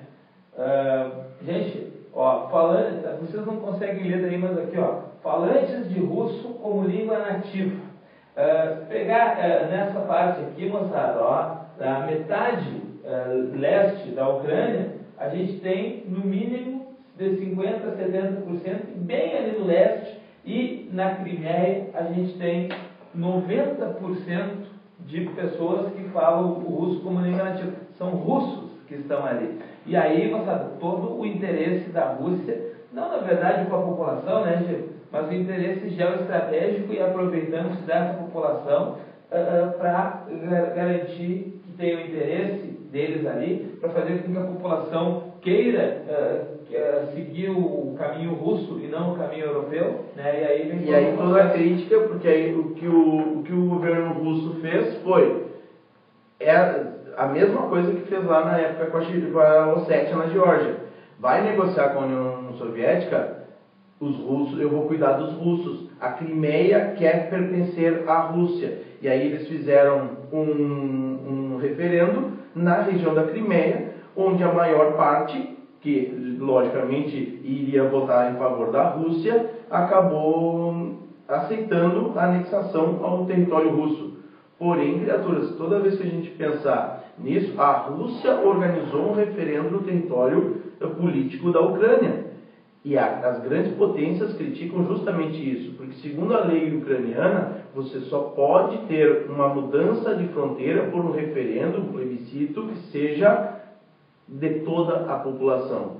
E aí a gente vai ter essa parte clara da Ucrânia com os falantes ucranianos, que são as pessoas que estão mais próximas do continente, do resto do continente europeu, as pessoas que estão mais próximas da União Europeia, que têm mais relações econômicas com a União Europeia, a quem interessa participar da União Europeia. Enquanto os outros, que têm muito mais relações culturais e econômicas com a Rússia, interessa não participar da União Europeia. E aí a gente também tem a questão da Crimeia, que é a questão do porto no Mar Negro, onde os russos precisam ter a saída ali, a saída marítima para o sul. Então, os fatos são esses. A Rússia está sob posse da Crimeia. Exato. Fez um referendo onde a população aceita pertencer à Rússia. Porém, moçada, não existe uma aceitação do governo de Kiev, a capital da Ucrânia, né? Não está aceitando essa imposição da Rússia.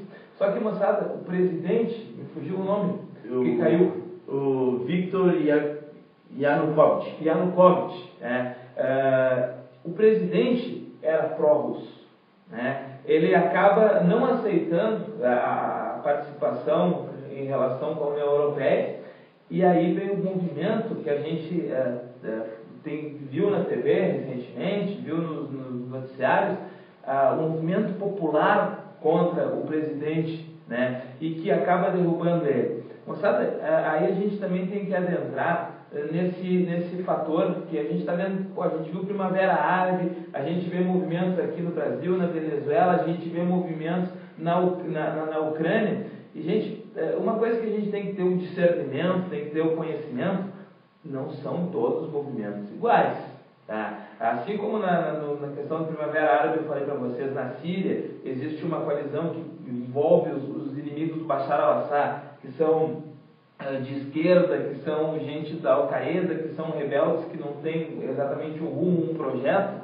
a gente também tem que ter o discernimento. E na Ucrânia, rapaziada, a extrema-direita, neonazis, eles que acabam derrubando o governo estabelecido do país, né? Claro, o governo que era de direita, um governo acusado bastante de corrupção e o Yanukovych acaba caindo, tá? Moçada, então você lembre disso, já faz parte de um outro fenômeno do continente europeu, a extrema-direita em ascensão. Então a gente também tem que ter essa noção do que está acontecendo.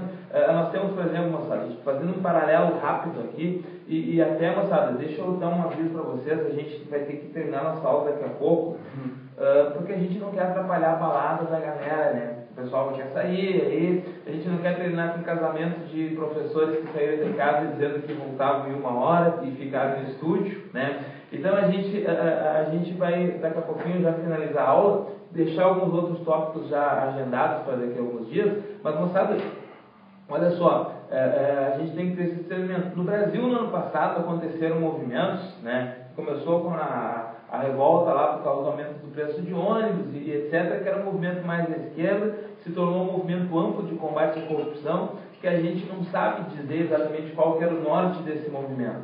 Se a gente for pegar na Venezuela, onde está estabelecido o Maduro, que segue faz continuação do chavismo, morre Hugo Chávez, mas Vicente Maduro, ele é o que continua essas políticas de Chávez. Lá a gente tem um movimento de direita, tá? Aqui no Brasil começou com um movimento de esquerda, né? Se você for ver, na Primavera Árabe é difícil definir o que é o que, mas na Ucrânia a gente tem um movimento de extrema direita que derrubou o presidente, e esse pessoal queria ter aderido à União Europeia, mas aí vem a intervenção russa, né? A Rússia não quer que a Ucrânia faça parte disso, até porque ela tem interesse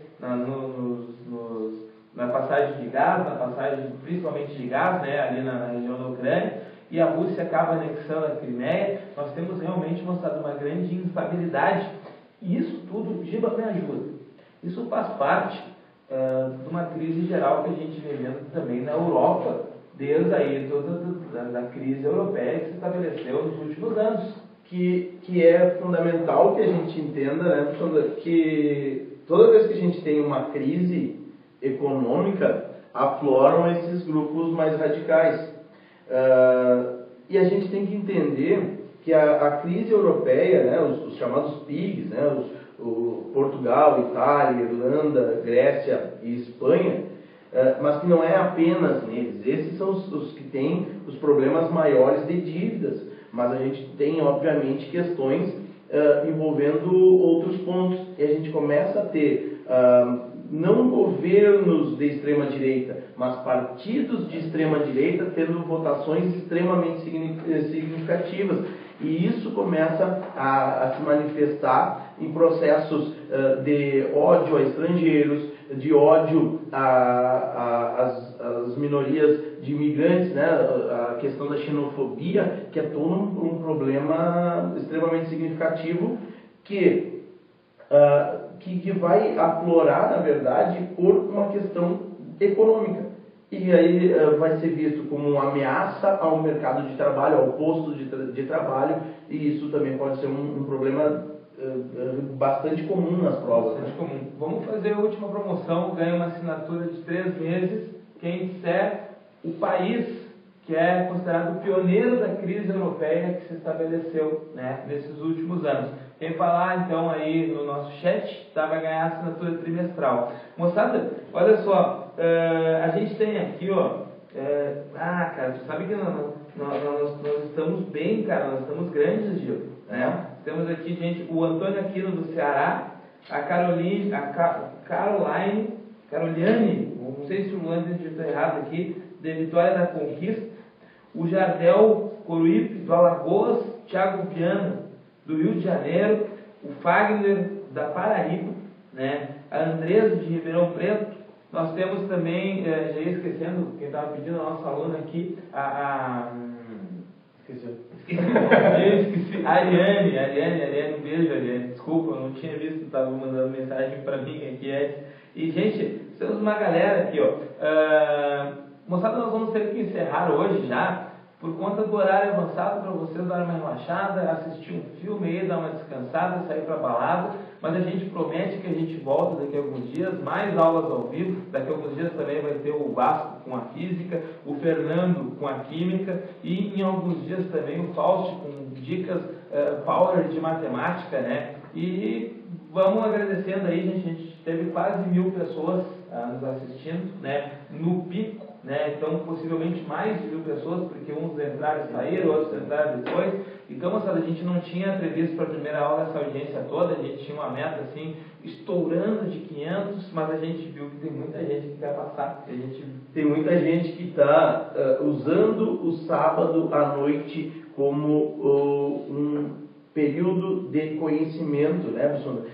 Conhecimento para balada. Aquecimento, exatamente. E aí a gente percebe o seguinte, que às vezes a gente escuta algumas coisas daquele cara que te convida para balada, daquele cara que só sabe convidar você para jogar futebol, para jogar papo fora, mas que na hora que você fica em casa estudando, é o cara que vai te chamar de idiota. E a gente percebe que pelo menos, além de nós dois, nós temos pelo menos mais de 1000 idiotas aí, ó, trabalhando por uma ideia de educação que a gente trabalha aqui no Mundo Edu. A ideia é que pode ser sim possível trabalhar a educação de uma maneira divertida, de maneira descontraída, trabalhando num sábado à noite com esse pessoal pré-balada. Gurizada, tu curtiu, professor, trabalhar hoje? Cara, primeira aula ao vivo? Nossa, eu curti muito, velho. Assim, ó, eu tava, na verdade, na expectativa, assim, vai dar certo, nós vamos nos perder tudo aqui e tal. Nós estouramos até um pouco tempo, nós tínhamos previsto 1h30, tá, moçada? E a gente foi se alongando, porque ficou muito bacana. E vocês não estavam aqui, mas é praticamente como se vocês estivessem. E é muito massa, cara. É a primeira aula que eu dou assim, sabendo que tem gente lá do outro lado vendo, que a gente está gravando sempre, mas a gente dá aula para os guris aqui do estúdio só, né? E aí a gente está dando aula, pô, a gente está na casa de vocês, a gente está com vocês aí, isso é muito bacana. Moçada, sigam acreditando no nosso trabalho aí, a gente acredita muito em vocês, a gente quer ajudar, na verdade. A gente quer ouvir um monte de gente depois, agora nos vestibulares, depois do Enem, colocando, gente, passei lá, sou bicho, valeu galera do Mundo Edu. Esse é nosso objetivo também, moçada, enquanto educadores que somos, né? Nós trabalhamos com educação, a gente sabe que o país tem educação sofrida, às vezes, não por culpa necessariamente do professor, ou a gente não está culpando, mas falta muito infraestrutura, falta muito investimento, e a gente tem que aproveitar a internet, que é esse espaço que tem, né? Que, pô, dá para fazer revolta via internet e dá para estudar via internet. Dá para fazer, né, qualquer coisa através da internet. Inclusive, o nosso gerente de marketing aqui, o pessoal estuda para ter assunto na night, né? Então você chega hoje numa menina, na night, e fala sobre bacharel assado, você fala sobre sobre a Primavera Árabe e sobre a Crimeia. Chega e fala sobre a Crimeia. Eu acho que você tem tudo para conquistar alguém e sair hoje, talvez até, se a pessoa, e aí eu falo para você diretamente, se a pessoa que você está conversando sobre Crimeia estiver realmente escutando o que você estiver falando, case com essa pessoa. Porque nenhuma pessoa na balada gostaria de escutar alguma coisa sobre Crimeia. Então, se ela estiver falando com você, escutando o que você tem para falar sobre Crimeia, sobre Primavera Árabe, é porque essa pessoa realmente está interessada em você, não no assunto. A minha última namorada, a gente começou a namorar falando sobre o impeachment do Collor. Na época do impeachment do Collor. Depois ela me deixou ali, então eu entrei numa fase difícil, num recesso. Nós tivemos umas respostas aqui, eu tenho que ver qual que é certa. Vamos lá, vou ler Líbia, Grécia. Gente, ó, o país que considera que é o que iniciou o processo aí da crise europeia, a Grécia, né? Que, até já que a gente está nesse assunto, um país que tinha bastante gastos com aposentadoria, bastante gastos com previdência, né? Poucos impostos. E que não se preparou para virar. Porque se a gente for considerar a Grécia, quando do tratado o Tratado de Maastricht, que vai criar a União Europeia, que vai projetar depois de 10 anos a adoção de uma moeda única, a União Econômica e Monetária da União Europeia, Grécia, Portugal e Espanha eram países com mais atraso. E para tentar se desenvolver e chegar no ponto em que os outros países estavam, pegaram muitos empréstimos e reduziram muito suas reservas de dólares. No primeiro momento de crise da União Europeia, a gente percebe que isso deu problema. Então a gente percebe aí, principalmente na Grécia, e qual é a saída, as medidas de austeridade. Tome cuidado, moçada, com essa expressão, é a palavra estrangeira para muita gente. O que é medida de austeridade? Corte de gastos. Né? A população sofrendo por conta de um péssimo planejamento da classe política. Basicamente é isso que a gente tem. Moçada, já que vamos encerrar aqui, eu só botei a imagem aqui, que a gente chama os PIGs, os países precursores da crise europeia, que daí a abreviatura é PIG, com 2 I's, PIG é porco em francês, russo, em inglês, tá, moçada? Mas olha só, PIGs, Portugal, Ireland, Irlanda, né? Itália, Grécia e Spain, né? Espanha e espanhol. Então são países que justamente o Giba acabou citando que não se prepararam para adentrar a União Europeia, que tinham altos gastos e agora... Cuidado se tiver 2 Gs, do mesmo jeito que pode ter 2 Is, pode ter 2 Gs de Grã-Bretanha também, porque a Grã-Bretanha ela não adota o euro, mas ela também enfrenta vários problemas em relação à crise econômica. Na verdade, quem é que não sofre com a crise econômica dentro da União Europeia? Começa com a? Começa e termina com a Alemanha. Mostrada a Alemanha, um país a ser estudado à parte num outro dia, porque é um fenômeno, né? Fenômeno, realmente. Rapaziada, encerramos aqui, só vou falar aqui o nosso ganhador, que acertou a Grécia, né, como um país, digamos assim, que é o inicial aqui da crise europeia, Diego Agnello, você levou a descadação no site, no Edu. Descadação no site e tal.